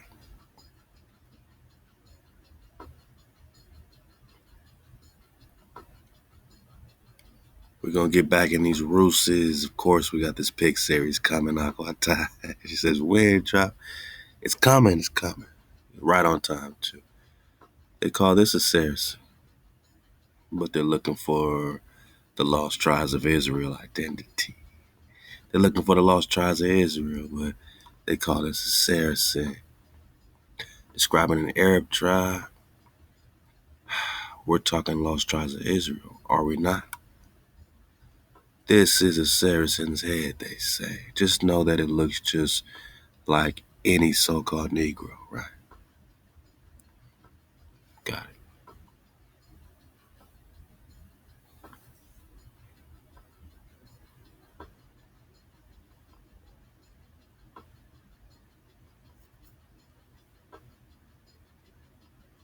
So the Saracen king, always at war with the Christians of Nubia, who were under the rule of the Emperor of Ethiopia of the land of Prester John. Now, where's Ethiopia? And keep Columbus in mind, because remember, he's looking for the holy city. Where's Ethiopia? Let's go. Of the land of Prester John, but Ethiopia is below the southernmost edge of the map, and we learn nothing more about this. The narrators of John de Bethencourt's Canarian expedition speak of going to Africa to obtain news of Prester John, and Prince Henry's chronicler, Gomez Ienes de Zororo, writes of the explorations along the African coast that the prince not only desired to have knowledge of the land, but also of the Indians and of the land of Prester John, if he could. Indeed, the search for Prester John, for the name Presbyter Johannes is Latin, and Pretre John in French is simply a variant of this. And another article said that this Pretre referred to blackness or someone who is copper color. So this was considered by Zororo to be one of the main reasons for Prince Henry's whole enterprise. So we're getting it again in Lost Tribes and Promised Land by Ronald Sanders. You can get it in the Drop Library. Ahab, everyone surfing the wave in the Drop Library. We still got a long way to go. We're still under construction, but we still got that drop in there for you, man. And hey, love the Aquatai battle. We've done some amazing work in here so far. So, you know, just take a scroll, enjoy the flow. We gotta get on that views of the Hebrews. We got a lot to get on. I don't even think we really dug on this too deep. The hunting Prester John in the end times. Oh man, we got some work to do. Early civilization, America, Illuminati. Oh man, we got some stuff in here. Atlantis, genetics and ethnogenesis and Judea. Oh, we got some stuff, man.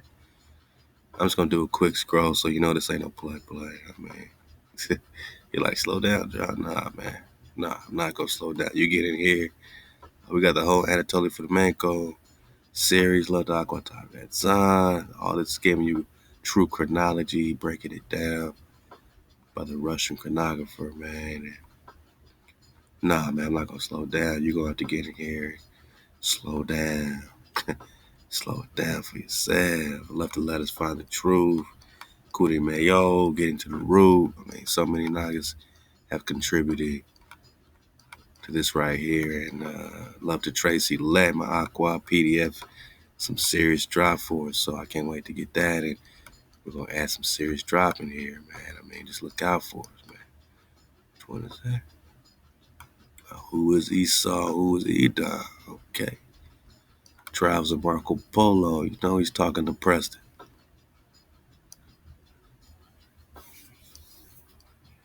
Moses' life and times. I haven't even gotten in that one, man. So it's so much. I love this book, The Serpents of Wisdom by Mark Amaro. But I can just know this ain't no play. So you come over here, 432thedrop.com, click on Drop Library. The password is 1234. 1234 to get through the door. And just enjoy. Enjoy the read. Enjoy the library. And although we're under construction, You still got all the drop in there. And many of these we put on your ether packs as well. So you got all that drop on a flash drive. You can got the keychain or the neck piece, and you got all the drop there. Look out for the ether pack 3. You know what I mean? Press the pack 2. We're putting all the drop, man. So you got it. We don't need the internet. My Naga's got it. The quest for Cathay. Oh, we haven't gotten that drop. Oh, there's that JC Rip Path drop, man. Remember that one with the copper color cons? Oh, man, we got all the drop up in here, man. For real, for real. I'm still going, man. I'm still trying to get to the top. Still trying to get to the top. Still trying to get to the top. It's hard to get to the top without stopping. Antiquity of the Jews, Flavius, Josephus, the Annals of the Cockchaquels. This has some great drop in it, man, about crossing that water with that stick. Parting the waters, American Holocaust. We got this for years in the ether. We might have to get it like it's the first time. Papuva with the framer shaper drop in there. Everything's in the dry library. Wow, we got to the top. Yeah, protected, man. Dragon Child, Ahab for the Nagarville flag. We are protected. Support your drop library. Support Drop Nation. We just popping off, man. So, oh yeah. 100 proofs the earth is not a globe, man. We got to start you with that one. Get your orientation straight. That's where you're going to get cozy at and, find this lost tribes and promised land right here. Remember, Columbus is looking for the holy city. All right, so the legend of what they're calling a Christian prince living on the other flank of the Muslim world had excited Europe for nearly 300 years. I got it. Because you was looking for 500 years. From 1145 to 1645. Got it.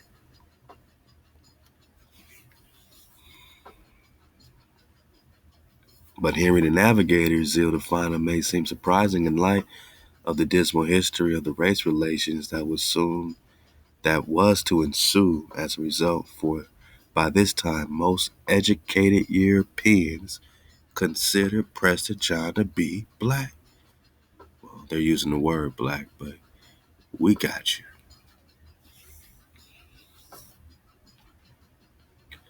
We know what you mean. We know what you mean.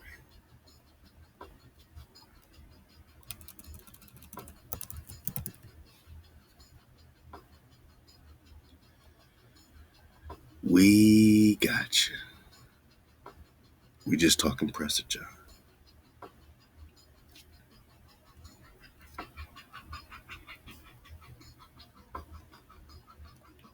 El Prester Juan, Emperor de los Abyssinians. So we're going to talk Abyssinia like we talked Abyssinia last time because that's only connected with Ethiopia, right? And this is the Prester. Yeah, man. Yeah, man.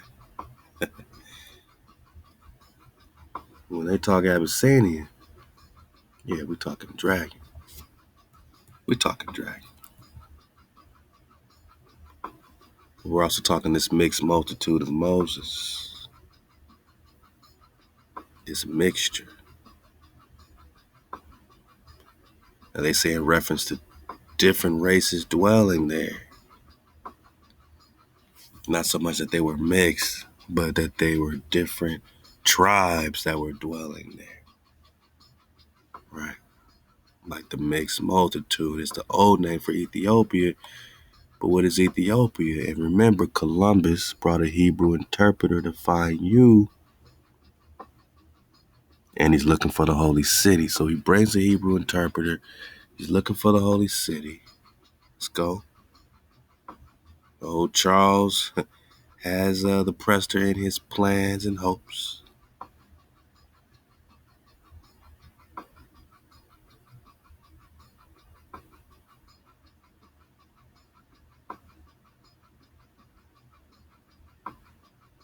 Let's get it from here, man.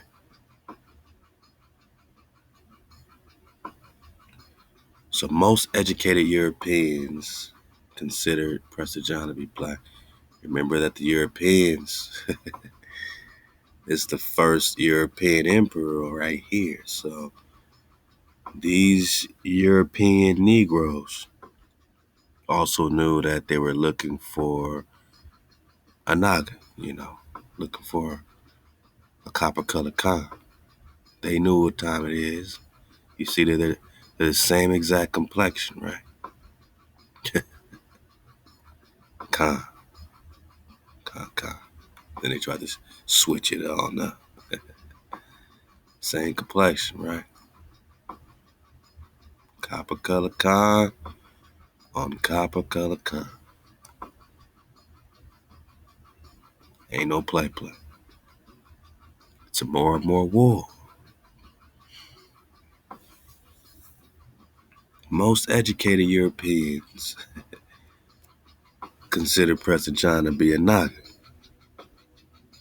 So we don't have to go out of our way to prove that that's everywhere. The educated Europeans are not refuting or trying to debunk that.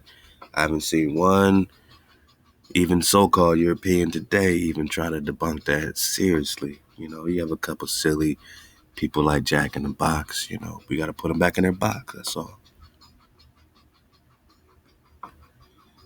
This does not mean that they have specifically identified him with the Emperor of Ethiopia, even though we know he is the Imperator de los Abyssinians, right? As we understand that designation today. Okay, so he's saying that whatever Ethiopia is today is not what he's connecting them to.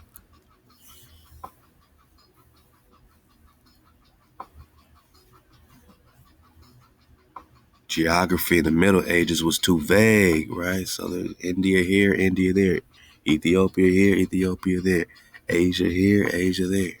Too vague.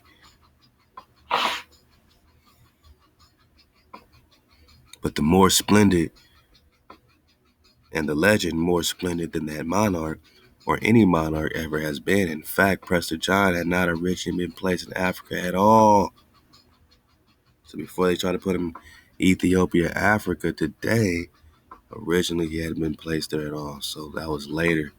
The legend made its first known appearance in Europe in the 12th century. Who's the European? When Bishop Hugh of Jabala arrived in Rome to appeal for a second crusade on behalf of the beleaguered Christian prince then established in the Near East.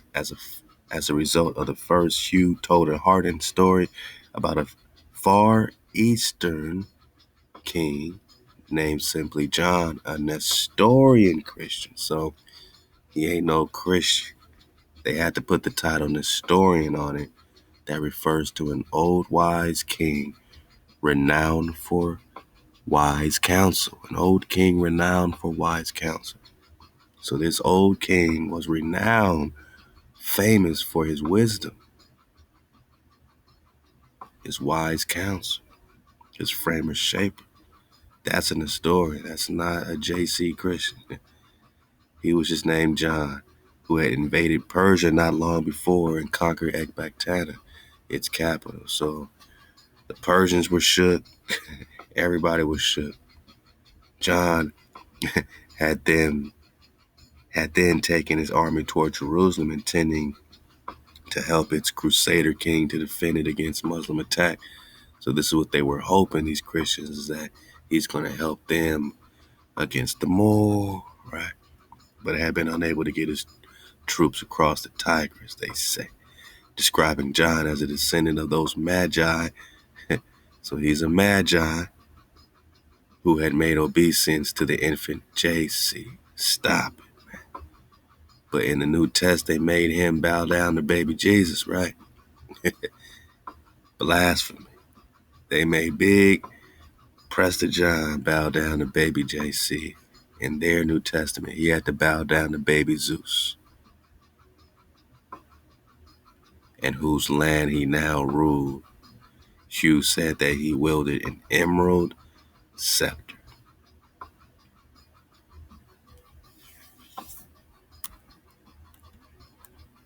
Let's talk Ethiopia.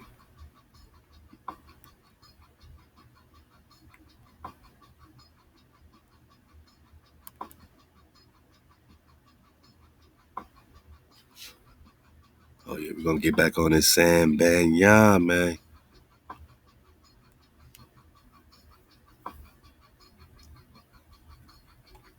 Just belly flopping, though, you know.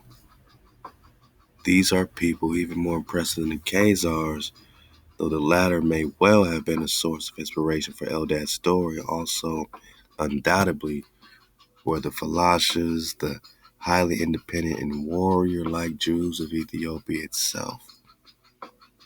Another source is Zephaniah 3 and 10. From beyond the rivers of Ethiopia, my suppliants, even the daughter of my dispersed, shall bring my offering.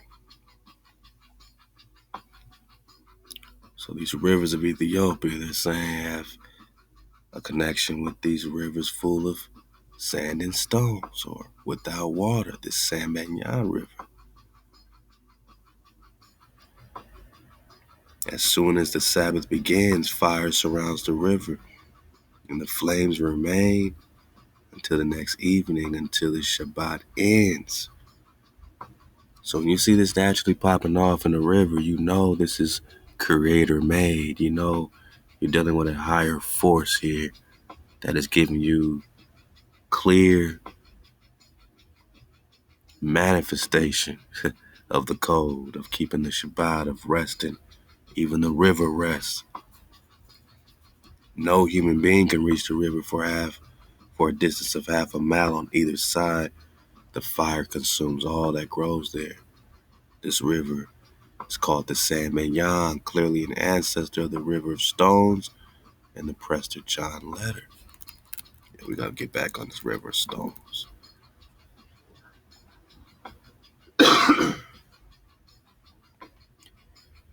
And we're also gonna get on this Kofar Al Tarak some more. You know, this desert clan that was very connected with these lost tribes as well. That seemed to also be connected with these Kara Katai and the Prester John as well. But remember, you know, Columbus, he's looking for the holy city, right?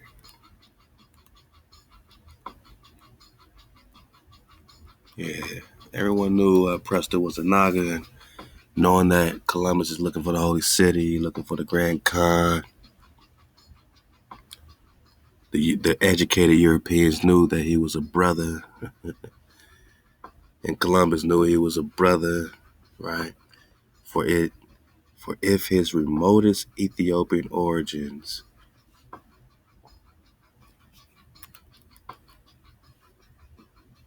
have a Jewish coloration or a Hebrew connection, his most up-to-date Ethiopian image in the 15th century had, as we have seen, a black one.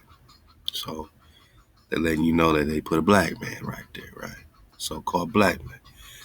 We can thereby see in all its richness the tolerance implied in the vision of Prester John. So it's tolerant because of racism. You know, you would never think a so-called black man would be king of anything. You wouldn't think a so-called black man would be a holy Roman emperor. That he's the first European emperor. You wouldn't think a black man is all this in America. So these Nagas is running America, and these Nagas is running Europe, Asia over here, and Asia over there.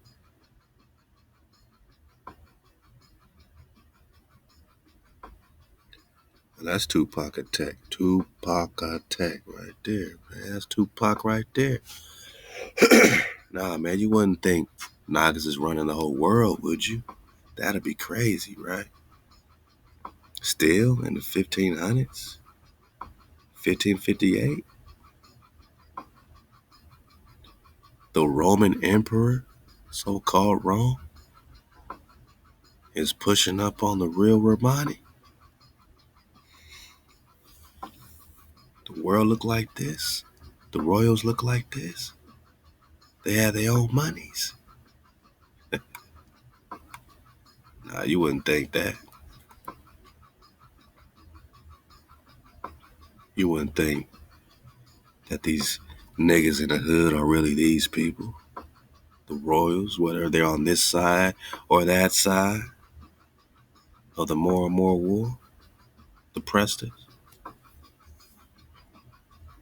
Come on, man. Now they got him bowing down to baby JC, huh? He's the son of Dave. Prester's like, whoa, hold up, man. Hold that, man. We got to get hijacked free. Because they've been hijacking you, and they've been hijacking me. Straight up like that there. Remember, Columbus had a need to recover the holy city in Mount Zion when he's bringing his Khan, or when he's bringing his message for the Khan, in his discovery and conversion of the Indians. What does the holy city in Mount Zion have to do with the Indians? It might have everything to do with India Superior. Everything.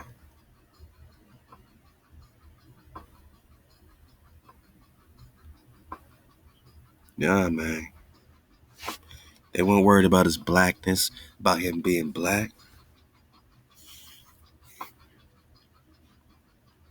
His Jewish coloration.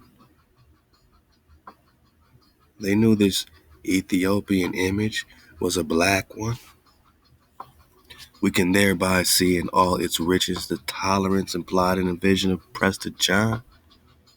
Although Eldad and his fellow Danites, apparently in their time, did not have to be black to be Ethiopian, and anthropologically more sophisticated. Man. Been reading for a minute. All right, anthropologically more sophisticated. There we go.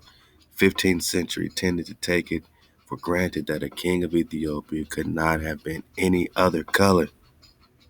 But at least for the length of a historical moment, the seekers of Prester John did not seem any more perturbed by his black than by his Jewish or Hebrew aspect. They weren't worried about his blackness.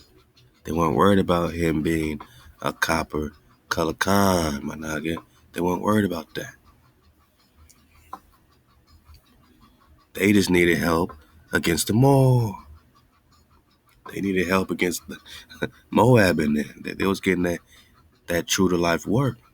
They said, "Oh well, I know the Prester is over there, making them pay tribute. So, he might help us over here." They had their fake Jerusalem popping off, right? So, you'll help us over here, right? To the extent that his blackness was that of an Ethiopian, John's emerging coloration had a long and not always unfavorable history in Europe. It wasn't unfavorable for him to be a Naga. It should be pointed out that the geographical term Ethiopia was ambiguous. You know what ambiguous means? It doesn't describe one particular thing. It's very vague. The anthropological ones, Ethiopian were in ancient times thoroughly ambiguous, extremely ambiguous. When they referred to someone from a specific region, they were close to our modern usage, even though that region, which began at the Upper Nile and had its capital at Meroe, sometimes stretched southward and eastward as far as the imagination would allow. So Ethiopia stretched as far as the imagination would allow. But Ethiopian served to designate color before it came to be applied to a region. So you were an Ethiopian by color, my naga, not by region. So Ethiopia over here, Ethiopia over there. As long as you got Nagas with Kawam brown colored skin, you're an Ethiopian to them. Then they connected that with burnt face and all this other stuff, right? Literally meant burnt face. Eptios, the Greek Eptios. So these are Greek terms. Why are we in love with it? Oh, my Ethiopian. That's a Greek term. Burnt face. It meant you had color, man. It referred to any person of a black complexion. So when we see this, and it says Emperor de los Abyssinios, it doesn't put them in a geographical location. It doesn't put them in Africa, Ethiopia. That was later that they applied Ethiopia with Africa. Before Ethiopia was Abyssinios, right? And Abyssinios is the old name for Ethiopia. And we just got that designated a person before it designated a place. Wow.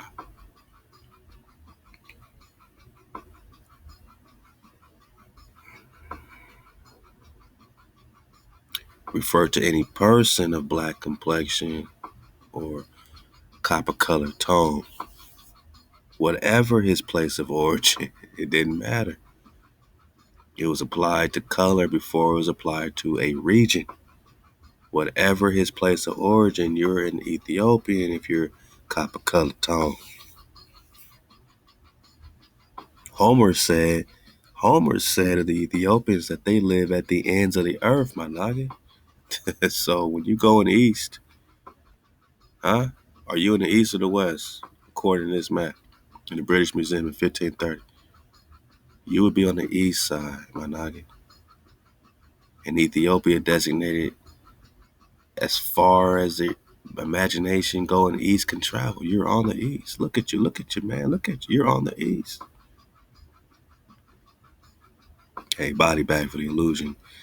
Live at the ends of the earth. Some near the sunrise and some near the sunset, my naga. East or west. Uh-oh. Uh-oh, boss. And let's skip down a little bit to chapter 8. So, remember Columbus is looking for the holy city and to convert the Indies, right? The Indians.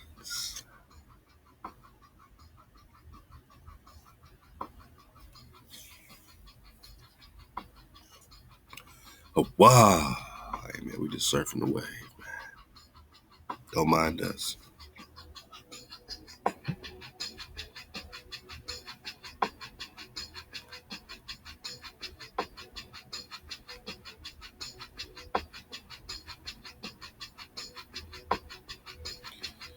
It's a great book, man. Definitely dig on it. There's so much more that I need to dig on in this book, man. For real, for real.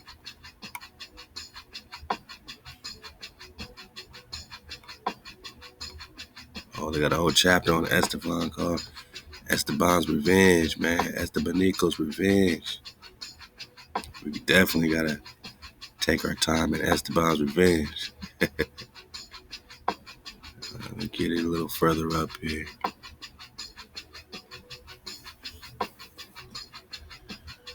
Wow. We're going to get this and make a beautiful dismount in the medieval empire of the Israelites, digging on some Templar flow. And then, go back into a couple of these historical documents and pick those up in the next installment of Prester John, the noble Ethiopian.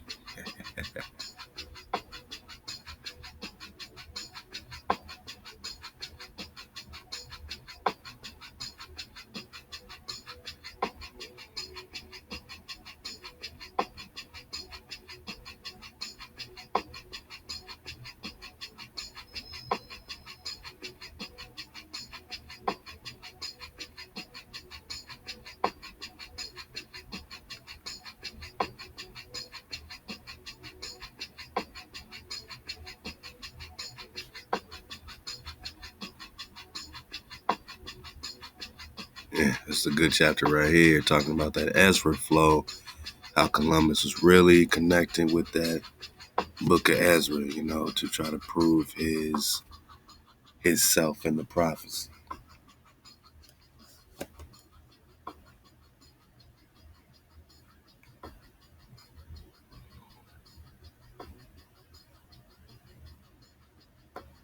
Oh yeah, we got to get all this back, man. We got to get all this back. Just skimming over it. There's some certified dropping here. Just remember, Columbus, man, is looking for the holy city, right?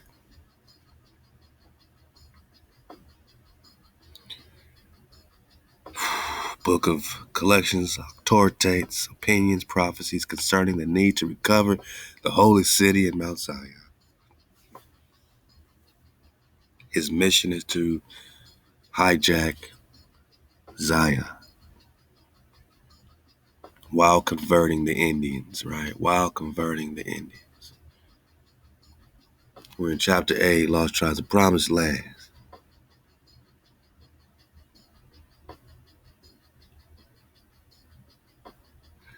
We do not know much concerning the Columbus's crew of about 90 men aboard these ships, 3 ships, but at least one of them was an Israelite whose presence as such was not merely accidental. So let's see, was he an Israelite or was he a convert? This was Louis Torres, a convert of possibly only that year. Oh, okay, so he wasn't an Israelite. He was a convert, Jewish convert, who had once held a position with the governor of Murcia. He was said to have known Hebrew, Aramaic, and Arabic, and had been brought along by Columbus specifically as an interpreter. One of the purposes of the voyage, as we have seen, was to find the great Khan. Stop. Columbus just told you himself he wants to recover Jerusalem, right? The holy city, Zion, while converting the Indians in the Indies in America. He wants to convert the Nagas in America while discovering Jerusalem. Is that right? So you bring a Hebrew interpreter, Louis Torres, who's a convert,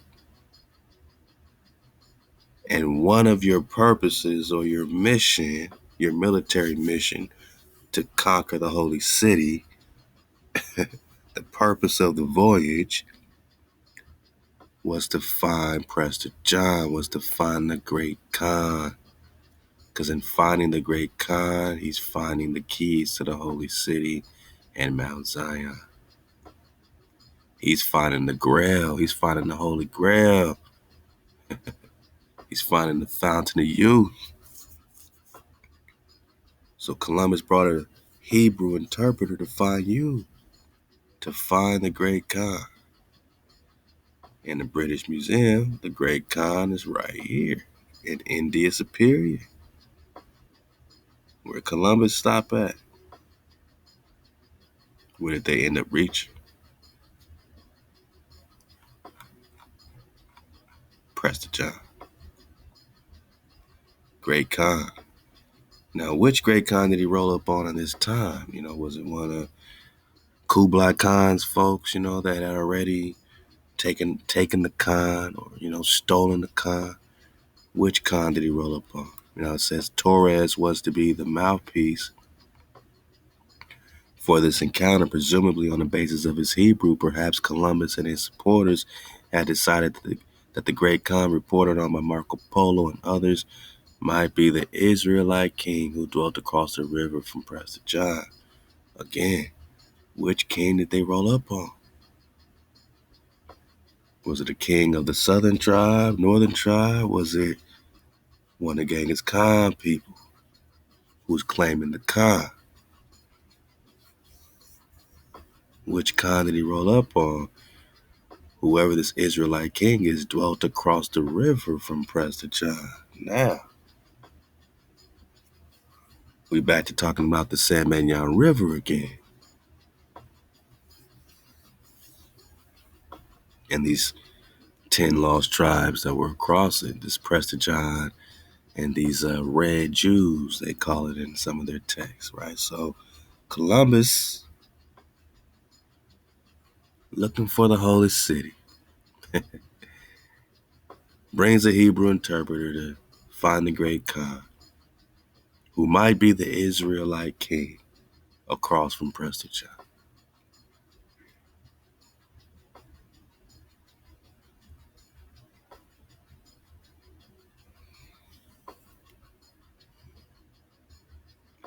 Is this Israelite king paying tribute to the Prester?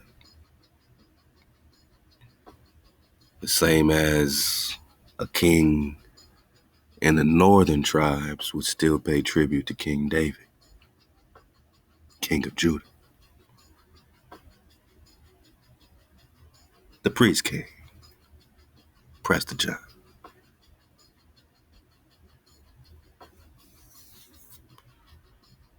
You know, we have plenty of texts going into Columbus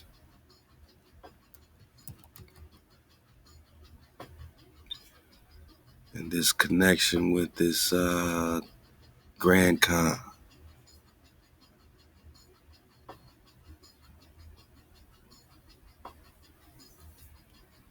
Atlantic Journal Monthly, Volume 104. My wave surfers already know what time it is around here, man. Come on, man. Hijack City. Yeah, man. So Columbus opinions that Pizan's suggestion to steer southwest is not made with respect to Kapangu. Remember, we got Kapangu on the map, which is Japan, right here in America, near the Gulf of Mexico. It's Kapangu, or Japan, the real Japan, connecting with the real cities of gold. Now, 2 days after the discovery, he feels he must go on to try and find Kapangu. And when he reaches Cuba, he believes it to be, from the signs the Indians make, to be this very land. At the same time, he is equally anxious to reach the mainland of China. All over here, he's looking for China and Cuba. Well, my noggin. Cuba, China, Florida, Cuba, China. I said, Cuba, China, Cathay, right? Now they're putting it around a 10-day journey from Cuba to the mainland of China. From Cuba to the mainland of China. I think we got them right where we need them, man. Is he also looking for the Grand Khan over here in the Atlantic Monthly, Volume 104? At the same time, he is equally anxious to reach the mainland of China. He is determined to deliver the letters of the Catholic kings to the Grand Khan. And with the said Khan, he gathers for the natives. A Cuban monarch was now at war. So it was a more and more war popping off when he pulled up to these shores. Khan's great ships, he understood, came to Cuba 10 days journeys from the mainland of China. China mainland? That don't make sense on the maps today, but knowing that China's right here in our faceball starts to make it all make sense. China, Cuba.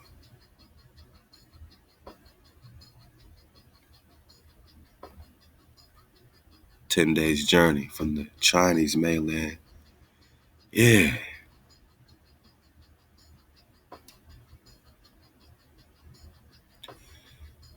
Perhaps he's in the grand city of Cathay, Cathay, Cathay.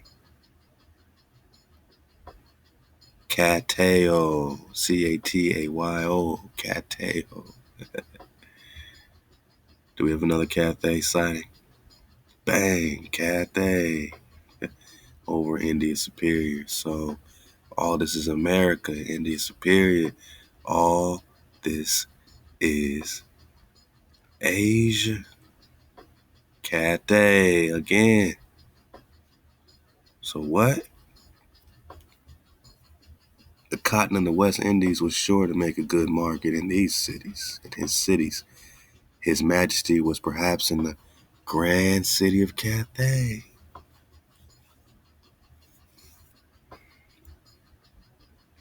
Columbus believes he has at last located the name and kingdom of the Khan. Yeah, he's looking for the Grand Khan here. He's looking for the Grand Khan in Lost Tribes and Promised Land. He decided that the Grand Khan reported on Marco Polo and others might be the Israelite king. Body bag. The Khan is the Hebrew priest king, my nigga. In this case, there were multiple titles of this kingdom going on, which is the monarch that he's probably referring to at war. The Khan's great ships, he understood, came to Cuba 10 days' journey from the Chinese mainland.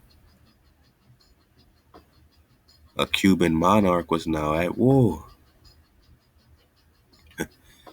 It's this Cuban monarch who's calling himself the Israelite king, who's across the river from the Prester.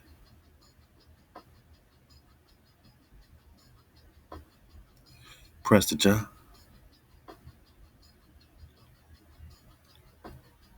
Yeah.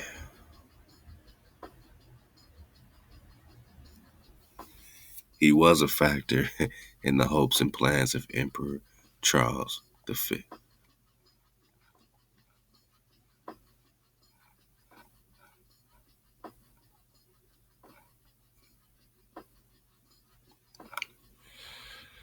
He was a factor, huh? Prester was a factor. Prester was a factor. The black man discovered the fountain of youth. All this is well known to require elaboration. All this is too well known to require elaboration. Everyone knows he's a factor. But if the Prester's importance may be taken for granted, questions do arise regarding his origin. Admitting that he was, in a larger sense, a legend is still in order to ask whether he was, in some degree, also a historical person. One thing is certain, two things for sure. He leaped to fame overnight in Europe on the strength of a letter sent ostensibly by him in 1165 to the Byzantine Emperor Manuel Comnenus, and undeniably forwarded by that ruler to the Holy Roman Emperor Frederick Barbarossa. So these Holy Roman Emperors, like Black King Charles, you think he just got black in the 15th century, 16th century, and he wasn't black in the 12th century? So you're telling me that some black people took over the Roman Empire and just, that's just what it became later? Or are all these the same tribes that are at war against Israel in the scripture? Psalms 83, Confederacy. Yeah, man. Why not? Because we're talking about David, our Khan, whom Hawa will raise up unto us. We're talking in the days. Yeah. We are talking Psalms 83 and Prester John 77. How y'all reeling though? How y'all reeling out there, man? I gotta make sure I take the time to check in on it, Nugget. We surfing the wave, man. I mean, you made it this far. This must be the water that's meant for you, my Nugget. Psalms 83, man. Let's go.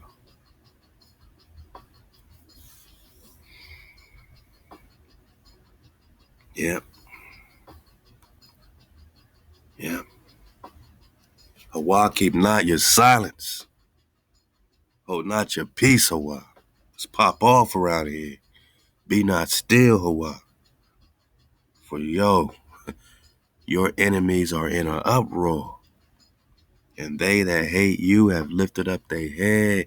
They hold crafty converse. They hold crafty counsel against your people and take counsel against your treasured ones. Who's the treasured ones? The remnant? Israel. They have said, come and let us cut them off from being a nation. Never have you seen no realer application than the so-called Negro in America, and definitely no realer application than what you're seeing right here in real time and how they cut off Prester. And they worked as a collective to do it, right? They made crafty counsel, right? Crafty counsel. They've taken counsel after counsel. Council of Trent, Council of Nicaea. Oh man, they've taken crafty counsel. They have come and said, let us cut them off from being a nation. So you've gone a long time without a king. Same thing we're reading in Hosea 3. That the name of Israel be remembered no more. No more remembrance. For they have consulted together with one consent. They are united. We're divided. They're united. United together.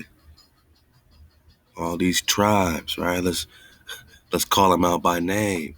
Hawa don't make no mistakes. Against you do they make a covenant. Against who? Hawa. These nations have made a covenant against the Creator. Edom. First on the list. Ishmael. Moab. Hagarites. Gebel. Ammon. Amalek. Philistia. Tyre. Assyria. The children of Lot, which are Moab and Ammon.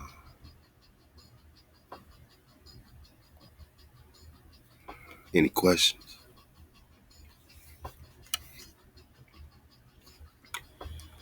Any questions, Ma Naga? Who's the Holy Roman Empire? Are they the real Red Man? Remember the Red Man? It's just referring to the Promised Land, the pomegranate connected with the Promised Land. They don't connect to the Holy City. They're trying to invade the Holy City, but they took the title Red Man, turned it into Roman. You're not no Roman. You ain't no pomegranate naga. You ain't no pomegranate. You're a straight up stone cold hijack.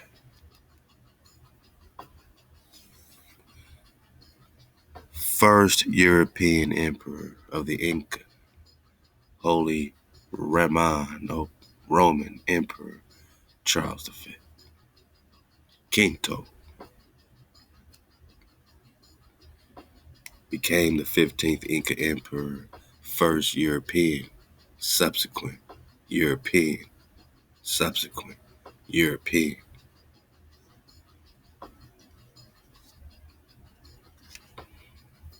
Got it. Got it.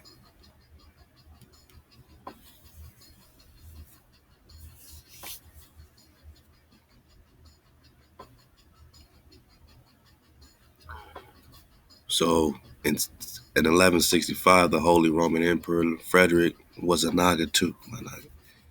Now, was this before this Roman Emperor got hijacked? Was he a hijack free Naga? Was he a Hebrew? We don't know. But this letter, while not the first document to use the name Prester John, is the basis of his legend, and for centuries thereafter, Europe had no substantial doubt of his authenticity. It is indeed a wondrous concoction. The Prester described himself as ruling in India. Managa, which one? A geographical expression that to the Europeans in 1165 and much later meant nothing more specific than land lying to the east. Nothing more specific than land lying to the east. Where you at? East or west? They're in the west, man. You're in the east. India's superior is where he told him he's ruling India. You don't gotta put superior at that time. I'm talking. If I'm the Prester talking India, you know where I'm talking about. You know I'm talking superior India, ruling in India. Geographical vagueness is what Ronald Sanders just broke down in Lost Tribes and Promised Land. Vagueness in the term India, vagueness in the term Ethiopia, describing the people before it described the place.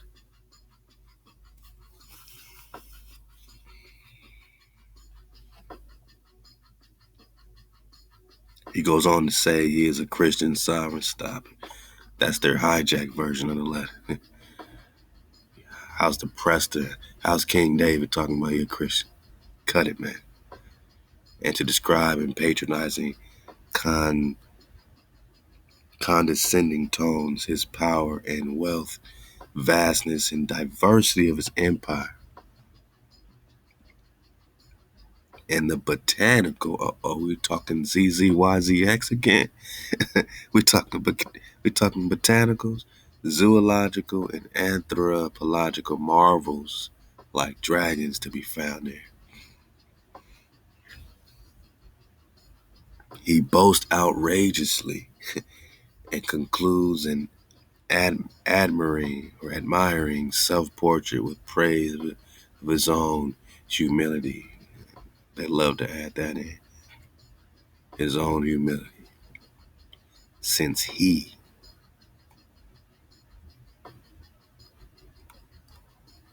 come on, man.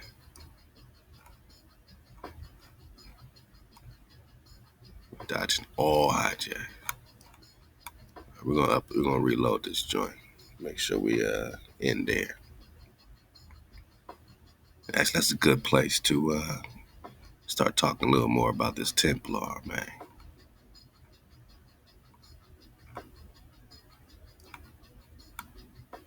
Let me log back in this thing. Hold on, let me do this. The best dismount of all time. You say drop, you always say that, man. It's true. It's true, man. It's greatest dismount. Ready? Let's go. Greatest of earthly rulers. So this title, this Khan title, you know what I'm saying? Even when you just digging on the title Khan, you know, we know Khan means priest in Hebrew, but sometimes it's good to, look at it in etymology, right? Title of sovereign princes in Tartar counties. Now, we got a map right here calling this Asia, calling North America Grand Tartary, right? Connected with Mexico, China, South America directly. There is no North America.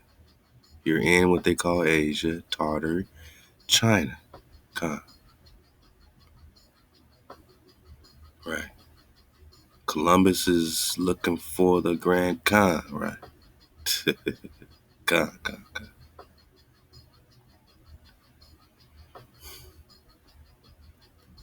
I mean,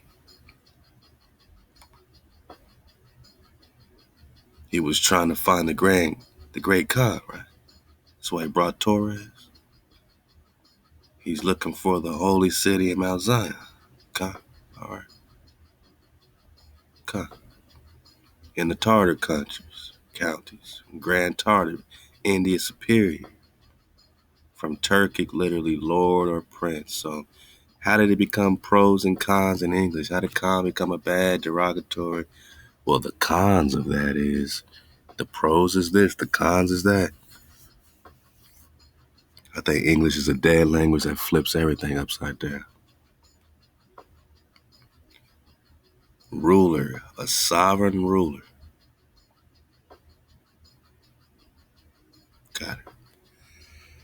In time, it degenerated and became a title of respect. So it went from being sovereign ruler to just a respectful title. Probably after Genghis and them watered it down and with their fake Kane, because they weren't really the Khan. Now they call it Chan, like Jackie Chan, right? We're just talking the ruler.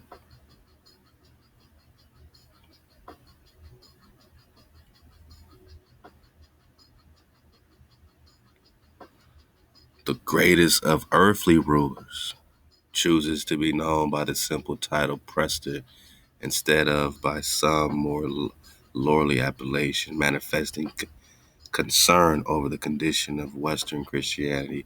He stresses the purity of his own religious zeal and his desire to help the Europeans in the crusade. If he had a desire to help you, you wouldn't have been searching for him for 500 years. This don't look like somebody that was trying to help you.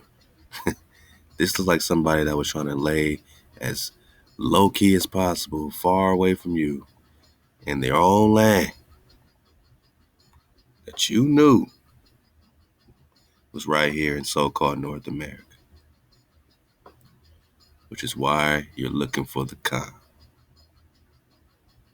the Grand Khan, like the Grand Canyon Khan. That's why he's a factor to old Charles. Old covetous Charles wants to be a royal, looking for the Khan, looking for the promised land.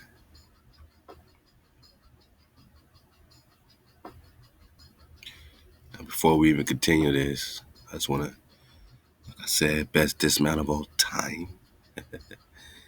Just dig on some of this medieval history and the Israelites by Robert Grisham.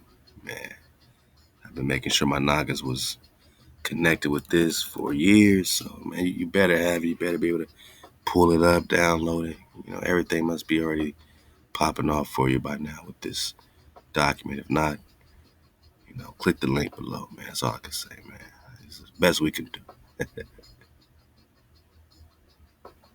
I want to take it to, see if they let me scroll down this thing. Let's get the full view. We're going to belly flop a little bit.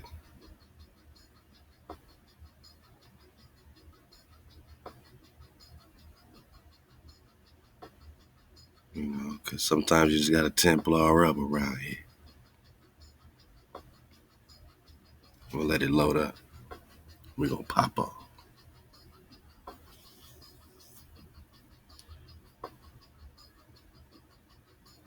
I mean, there's a lot of drop in this document.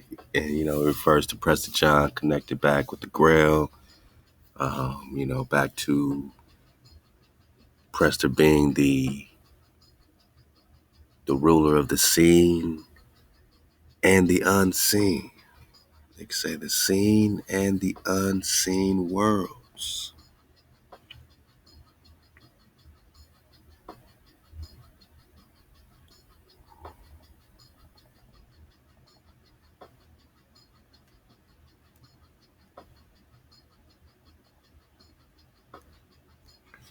Let me get this bigger and see if they'll let me belly flop to some of this Templar flow.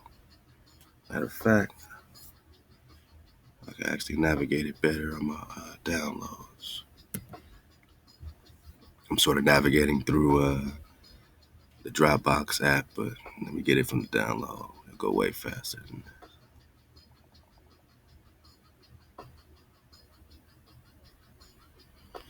Get it out your Prester packs, man. Hit me up if you still haven't got your pack, so you get all these, you know, links so that if we need it, you already got it for us, man. You already got it.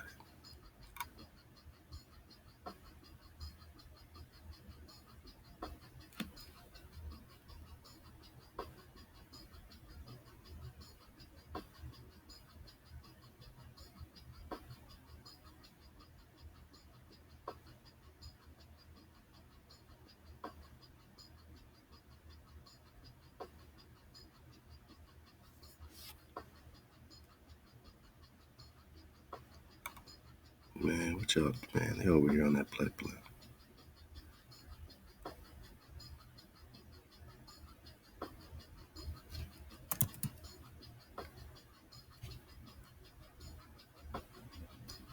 There we go.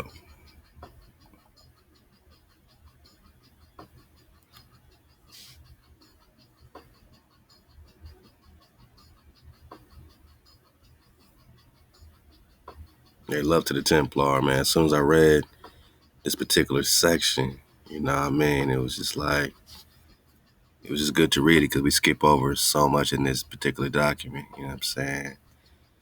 Let's see, my belly flop like 388 or something.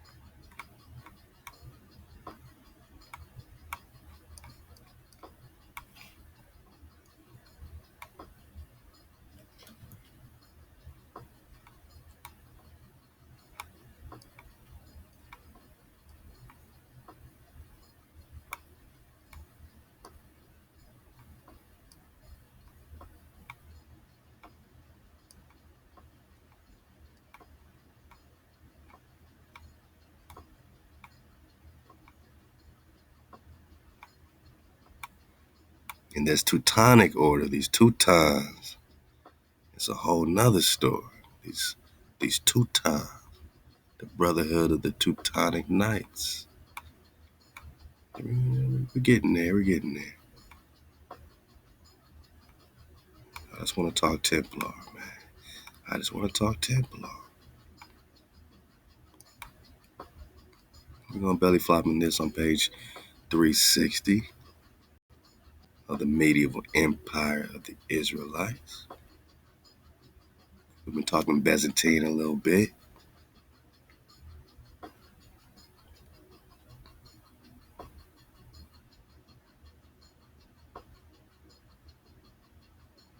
So they over there arresting a bunch of Templars, you know what I mean? It was pretty much Templars versus everybody. Now, at the beginning of October, supposedly 1307, the king sealed orders were distributed to all the cities of France with the note unsealed on the 12th of October. On the 13th of October of that same year, nearly 5,000 Templars were arrested simultaneously throughout all France and put in prison. So they couldn't have been down with the establishment. That's all I could say. You know, there's different Templars and different backgrounds and different doctrines, you know what I mean? But initially, Templars, back to the roots,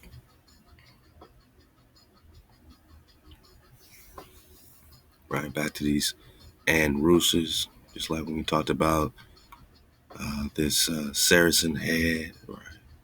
Wisdom is the conqueror, fortune, Saracen head, right?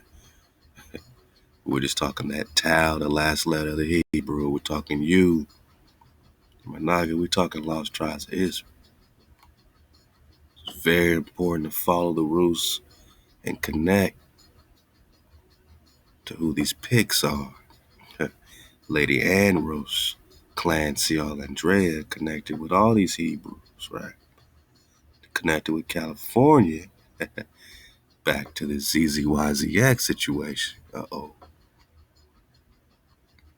And all this Naga royalty, not black European royalty. These are Hebrews. These are tribes of Judah. These are Israel. But Naga, this is you. Not European like old swarthy Charles here. Nah, not the tribes of Moab in that, but the tribes that they were after, the tribes of the Prester. And these tribes, when it came to the Templar. We just talking Templar. Reading in this light print, it says it shows that the Rus were part and parcel. So they were tribed up with the Franks. So when you hear about these Franks, they call them French today. But these are Nagas. And these Rus and these Franks, they were part and parcel. They worked together. They tribed up in forming the Knights, forming the Templar, guarding the secrets, King Solomon, the treasures and all that stuff. The gold, the cities of gold. The Franks and the Ruses, which is where you're getting the Russians, land of Rus, which is where you're getting Russia today, which is most of their Asia. And so, just imagine this on the map. You can see clearly. All this would be Russia, right? And it connects directly with Prester John. So these weren't some black Europeans and black European royalty. These are the Nagas connected with the three Indians that were guarding the vortexes here, while they're guarding the vortexes here. And the code unites them all. This is Nagaville. This land is connected. There ain't no separation. Now factor in the Straits of Antioch, and you might start seeing things clearly. When it comes to the Templar, originally hijacked free, you're connecting the families, the Russes, the Franks, you're connecting the families.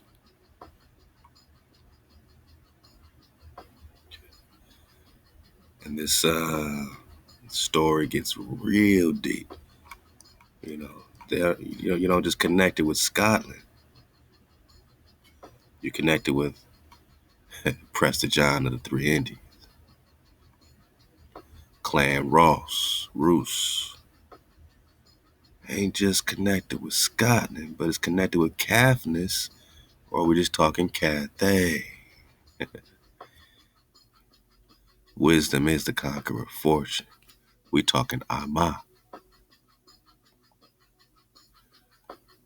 Talking the lost tribes of Rus, Clan Ross. And we are definitely talking the Templar. Let's go for the dismount.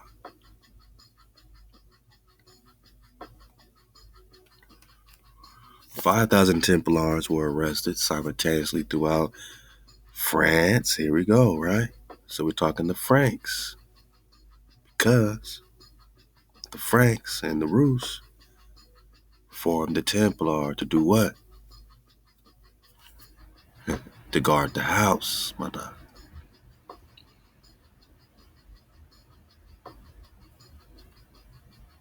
They were put in prison. The same thing happened in the other countries, although not immediately and not so decisively. The brilliantly conceived police operation was completely successful. For the dismount, let's go, man.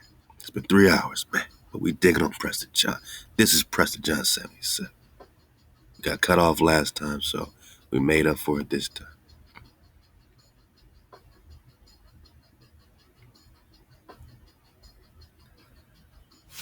So Philip was not able to directly admit that he needed the money. The supreme leaders of the order were accused of heresy and sacrilege. So the leaders of the Templar, the Franks, the Ruses, right? They were now being accused of all kind of things, being sacrilegious, hearsay, all this. The accusation that not the Christian religion, but a mix of Islam and idolatry predominated in the order became the most important accusation. So they didn't just, accuse them of Christian idolatry, but of Islam idolatry, right? Bringing in, all these pagan, Arabic situations that they're talking about, which is interesting when they try to put the Arabian here. This Arab tribe situation here, right? Trying to connect the Ruses with that. Same thing they were trying to connect the Templars with when referring to the lost tribes of Israel, though. Come on, man.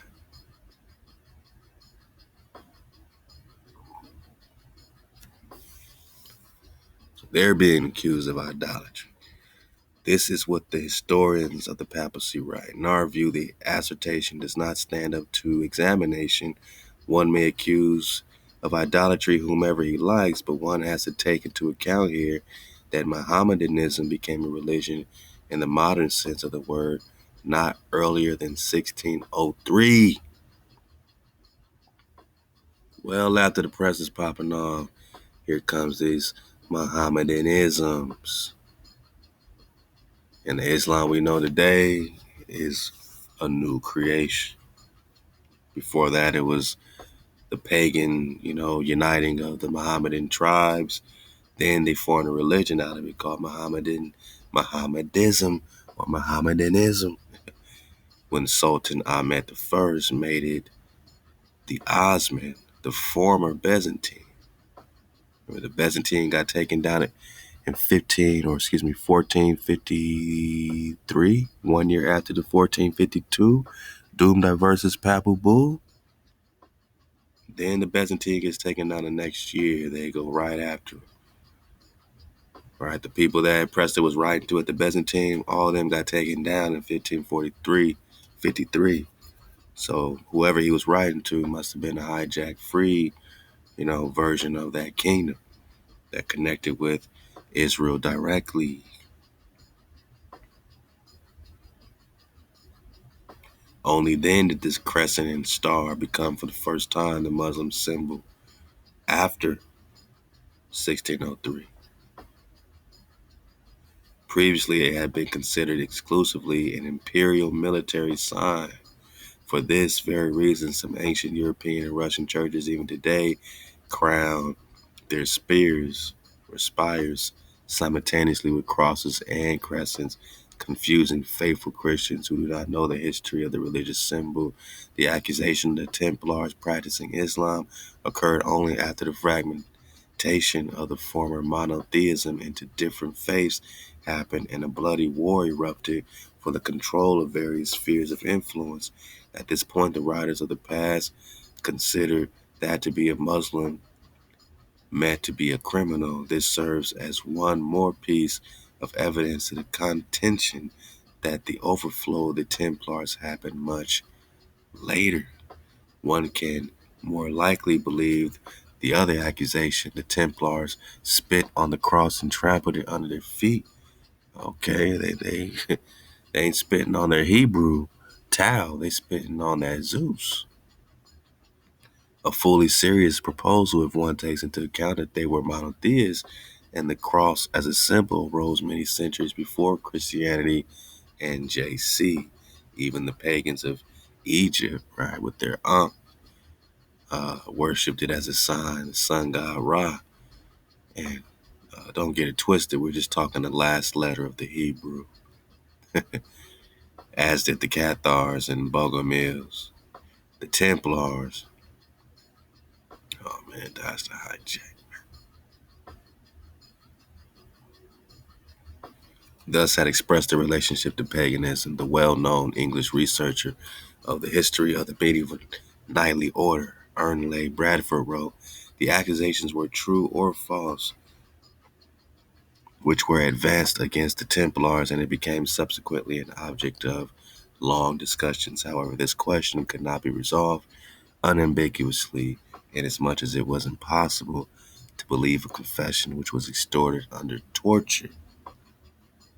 The more so that the accusers of the Templars, as was widely known, were directly interested in confiscation of their lands and their money. So all they wanted was all the drop. So they can accuse them, get them off the land, and take their money, man. Accuse them, get them off the land, take their money. Kind of what they did with ZZYZX, right? They accused Curtis Springer, took his land and his money. All they had to do was accuse him. BLM, FDA, IRS, right? You know, all this connects with the witch trials, right? All this connects with all this stuff. Right? All you idols, heresy, all this stuff. The Templars, one and all, were put to death in France. Their Grand Masters lost their lives at an extremely noble place. Wow. On March 18, 1314,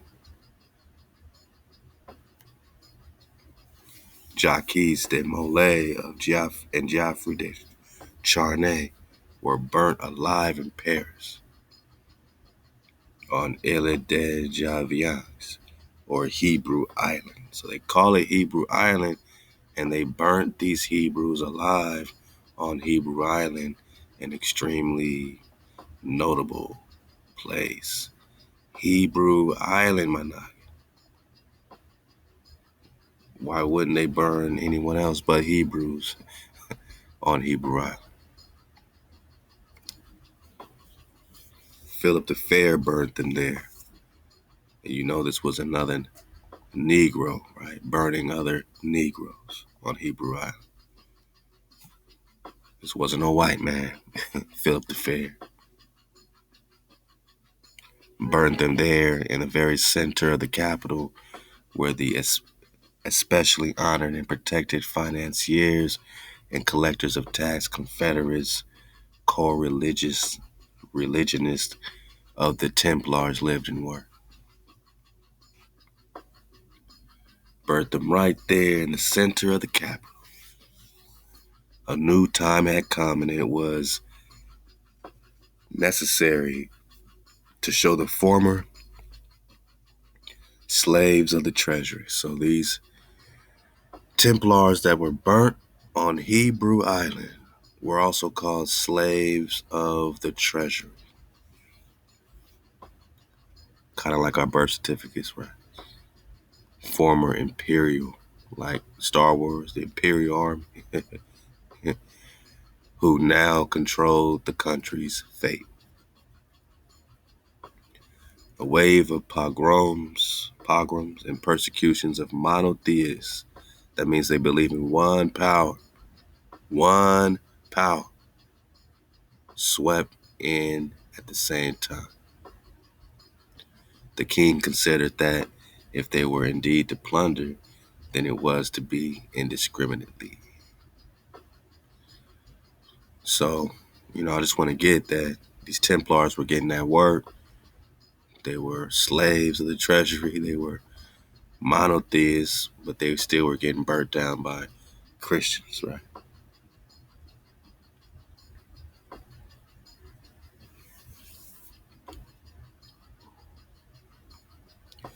They were being burnt on Hebrew Island.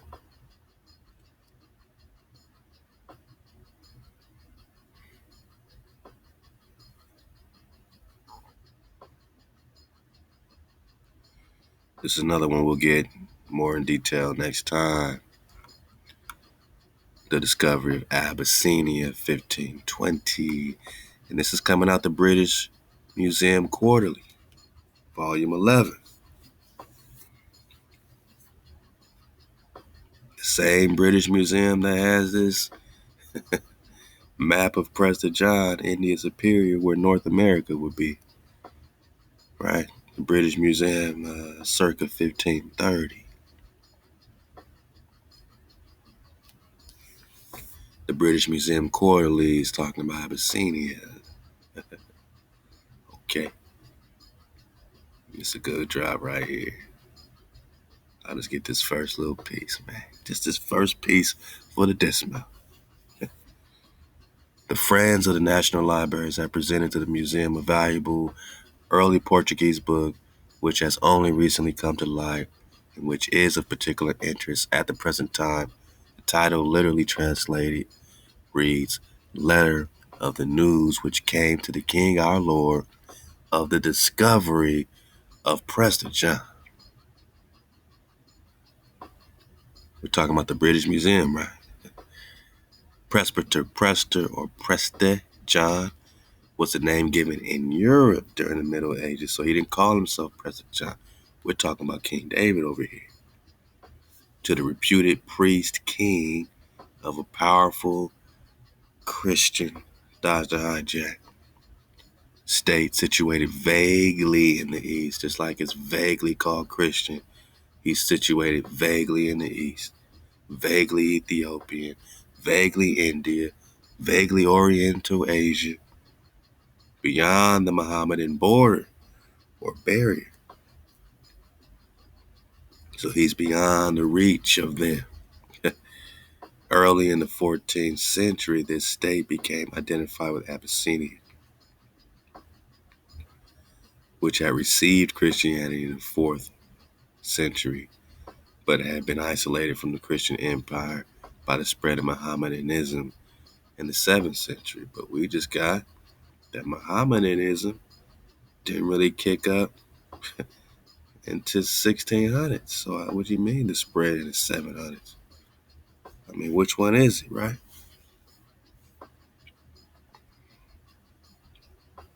We're just talking Hebrew Island. They burning Templars for their lands and their monies. They're torturing the Templar.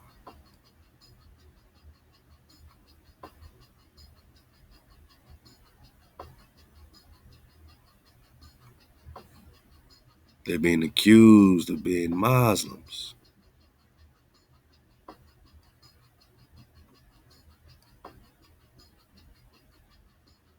But this Muslim symbol is only popping off not earlier than 1603. But one has to take into account that Mohammedanism, see, they're not expecting us to put these books together, man. They're not expecting us to be talking Mohammedism over here and Mohammedanism over. They're not expecting us to connect medieval history of the Israelites with the discovery of Abyssinia in 1520.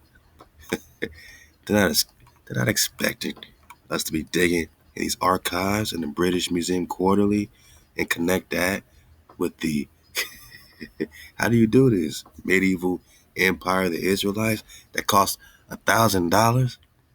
Why would you expect us to connect this Mohammedanism with that Mohammedanism? But this Mohammedanism says it became a religion in the modern sense of the word not earlier than 1603.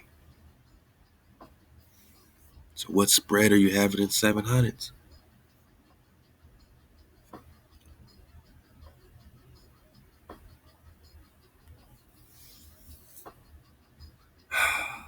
God spread of Mohammedanism in the 7th century, 600s. That's 1,000-year difference, ain't it? It's like pushing history back 1,000 years, right in our face. Did it take place in the 1600s or the 600s? That's 1,000-year gap. Whoa, God. During the 15th century, both Europe and Abyssinia endeavored to reestablish contact, each hoping for the other's assistance against the Turks. The Turks are the Moors, are the Ottomans. It fell. Let me go get that General Muck, right? It fell to the Portuguese to discover Prester John. But the Portuguese were looking for how long?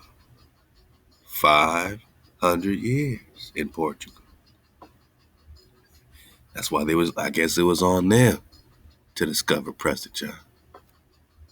It fell to the Portuguese to discover Prester John and establish political relationships with Abyssinia. Well, if they were looking into 1645 and still hadn't discovered, then how could they discover relations with Abyssinia? Unless Abyssinia popped off after 1645, after they finally found Prester John here.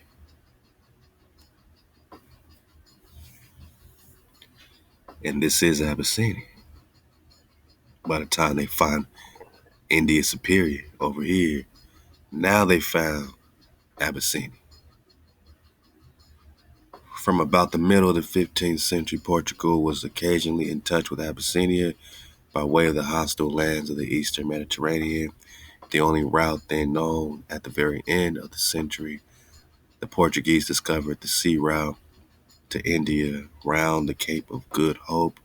The resulting Indian settlements provided them with bases for new discoveries in the east, and after a preliminary voyage of exploration in the Red Sea in 1520, a Portuguese fleet reached the new port of Massawa. Sound Hebrew? Massawa. And the land of Prester John. So again, in 1520, a Portuguese fleet reached the port of Massawa in the land of Prester John. They're saying that they reached it in 1520.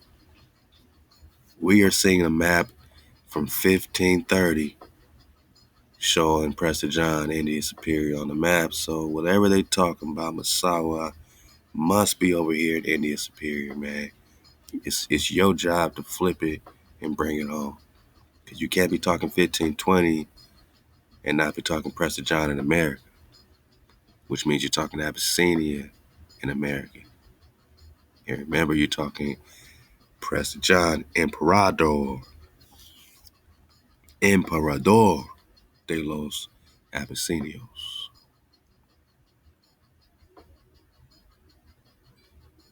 The fleet was under the command of Diego Lopez de Sequeira, governor of the parts of India, who had his auditor with him. It was welcomed by the local Christian authorities, and the auditor made an excursion into a monastery some 20 leagues inland, while the governor remained with his fleet, awaiting the visit of Prester John's representative. Come on, he's a factor, right? On the latter's arrival, coinciding with the auditor's return, an allegiance was made between the Portuguese and the Abyssinians, and the governor sent an embassy to Prester John before sailing back to India. So there's governors popping off in India. Which one? The embassy remained in India some 7 years, and one of its members, the priest Francisco Alvarez, wrote an account of the country, which was printed in 1540. Look at the dates, and has passed as the first printed account of Abyssinia. It now loses its priority to a book which the Friends of the National Libraries have presented to the museum. Which one, Managa? Which museum? Because we talking museums all day. We'll continue in this doc too. I'm just kind of introducing you to a few that we're going to be digging on in installment number 78. And like I said, we're coming back to the San Benyan. And even they are talking Prester John. This article claims that the Jewish expectations for redemption, led by the 10 lost tribes of Israel, were influenced by European hopes that Prester John would come to their help to eradicate Ottoman. We just talked the Turks, Islamic threat, right? So they're looking for help against the Mohammedans, the Mohammedanisms. They're looking for help, man. What they call it, the Red Army or something, what they say. This new militant image, stems from a Jewish reading of the German anti-Semitic traditions of the Red Jews. The Red Jews. The 10 tribes, according to these traditions, are wild, fierce warriors. So these ain't no turn the other cheek ass niggas, right? Who are also barbarian, savages, cannibals, sound like the Indians, right? They were imprisoned in a remote, isolated place because they endangered the very existence of the civilized or the Christian world. They were imprisoned in a remote place They think because they were endangering the Christian world, the Christian traditions of Prester John and the Red Jews, when read through Jewish eyes, had become a source of consolation and messianic hope. They were looking for a messenger whom I will raise up, right? In the end days, Hosea 3, 16th century Jewish messianism was a historical messianism. It was affected by the international and geopolitical situation and envisioned the rise of a political and martial Jewish power, a military Hebrew power, a Prester power, my naga. We're talking copper color, red ruddy, a martial power as a new and significant player in world politics, because it must be all happening.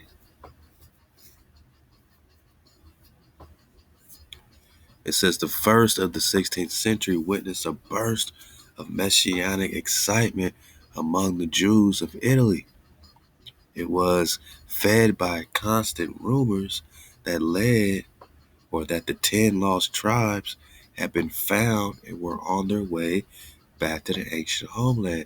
Meditate on this for the dismount. We're still talking the 1500s, right? All these maps are from the 1500s, right? With Prester on them, India Superior on them, 1530, 1548. You know what I mean? All this is 1500, 16th century, man. So all of this, my nigga, is 1500, 16th century, man, right? So we all in the 1500s. And while all this trickery is going down in the 1500s, trying to hide where the real Asia is, he's also popping off in the 1500s, right? Black ass King Charles is hijacking the Inca.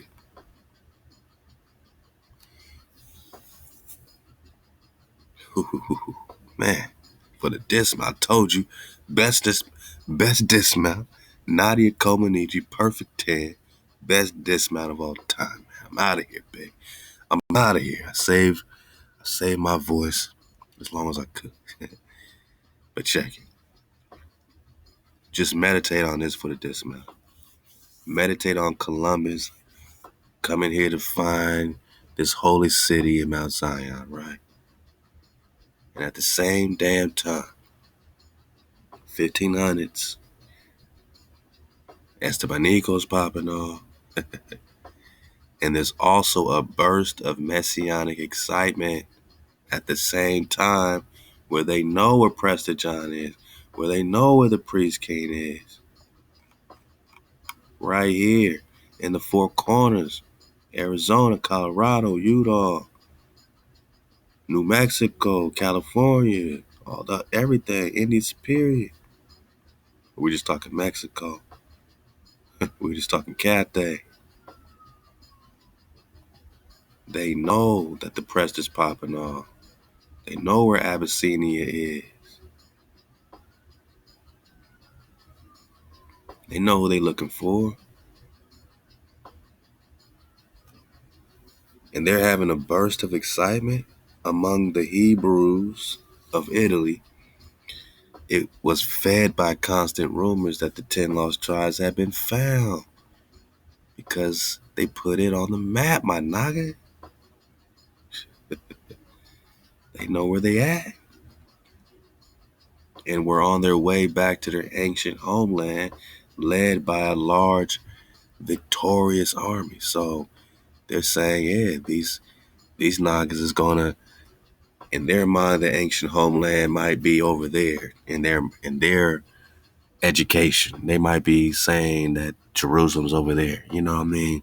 They might think that Preston's gonna leave where he's at in India Superior and go way over there in the fake Jerusalem to help them get the drop on these, whoever, more by whoever they fight against, right? So whatever tribes of these Muslim kings, right?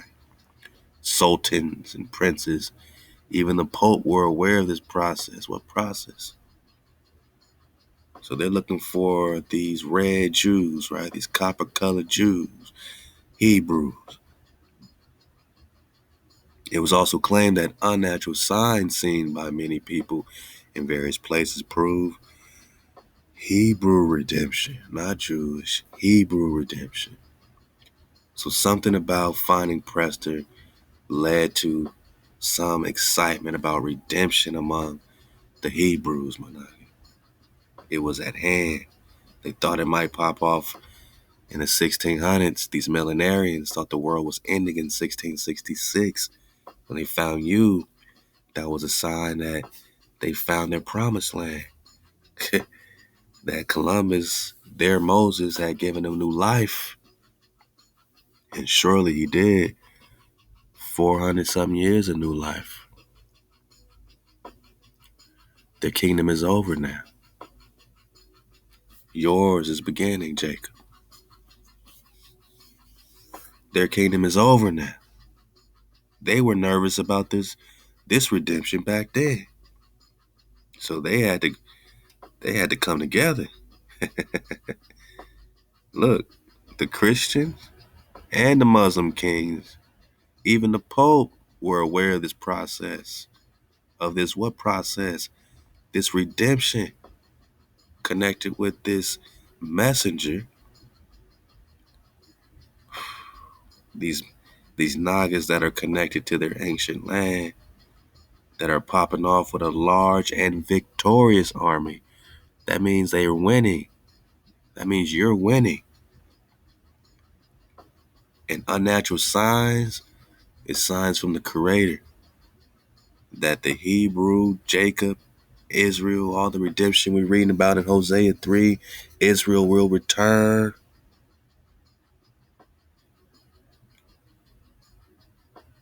The Christian and Muslim kings together, the popes, everybody was aware of its inevitable consequences for them. What's the consequences for the Christian when my Nagas pop off with their victorious army? What's the consequences when they find you?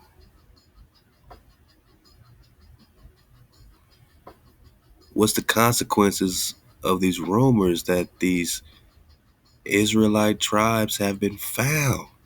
Not just found on their land, but found within themselves, man. That the truth is, when you are found, when you find the code within you, you are found. And now that you're doing that, it's the same nervousness they got back then, the apprehension that the Christian and the Muslim kings are all nervous about what's inevitable. Your redemption is inevitable. What does it mean to the Christian today? No more JC, no more idols. What does it mean to the Muslim today? That this Mohammedanism is not your Hebrew Israelite tribe. And that we never had prophets outside of our tribe, man. That Thoth is a wise trickster, and throwing stones at Mercules is a quick way to no way. We all got to get out of all this. We got to come back home to our ancient homeland, because you're supposed to be on your way back. You're supposed to be found. You've been found. The tribes of Israel been found. And ain't it something that the Christian and Muslim are now together, Psalms 83 Confederacy, with the sultans and the princes and the Pope, are all aware of this inevitable consequence for them.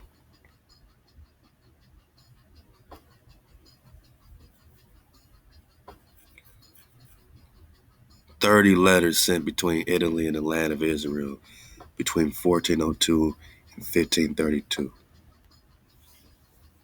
While they're looking for the Prester between 1402 and 1532.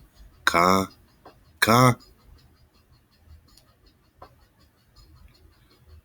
And this article claims that these Hebrews Their expectations for redemption, led by the 10 lost tribes of Israel, were influenced by Europeans' hopes that Prester John would come and help.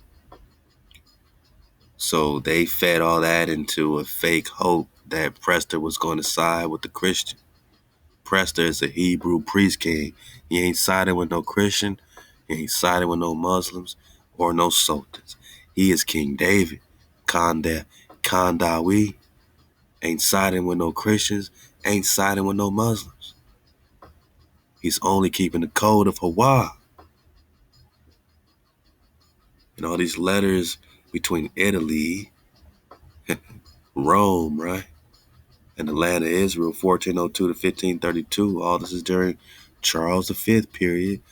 This article claims that the Hebrew expectations for redemption led by the 10 lost tribes, or the 13 tribes, were influenced by their hopes that Prester John would help them eradicate the Ottoman Islamic threat. So everybody wanted him to choose sides. The Muslims knew that wasn't going to happen. It was already popping off. But the Christians still had hope. Lead to their hope. European hope. They all needed the Prester. This is the 77th installment of our Prester John investigation. Because we too have hope. Yeah. We got hope too, Manak. We got hope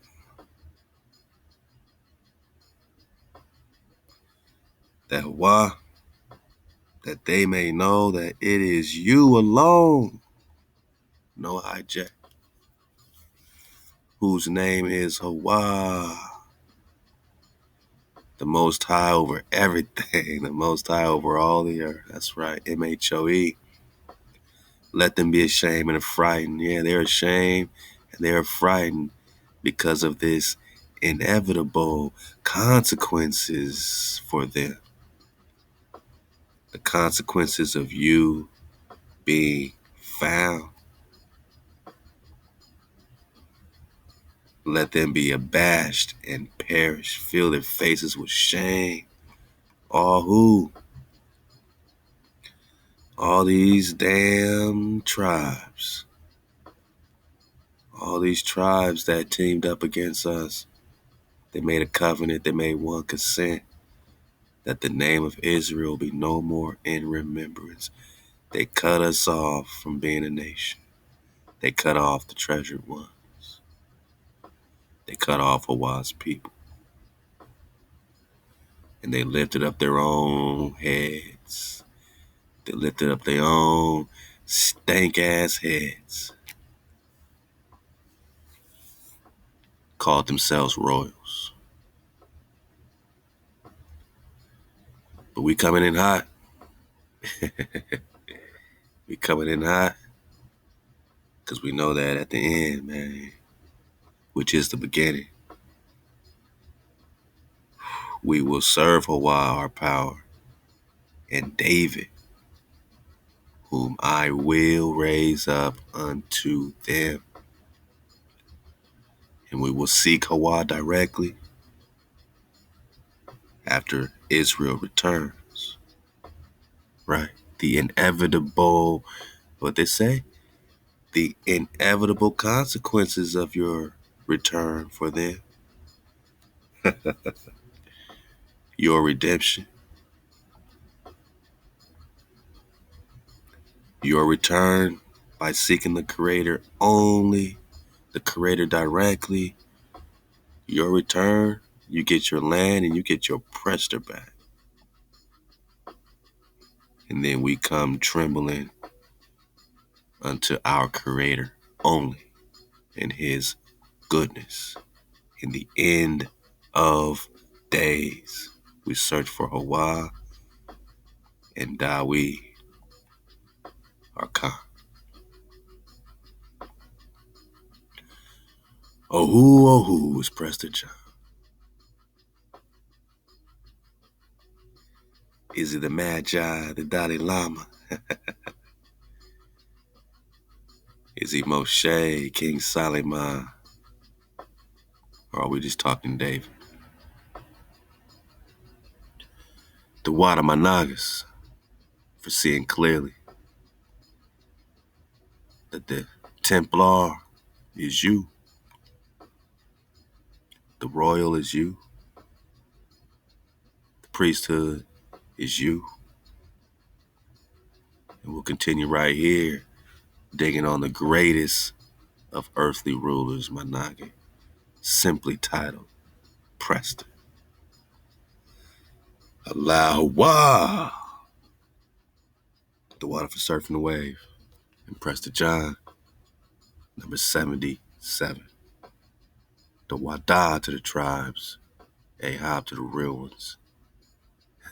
Keep the water flowing, keep the fire burning, and always remember to stay up, suit up, and choose up. Wow.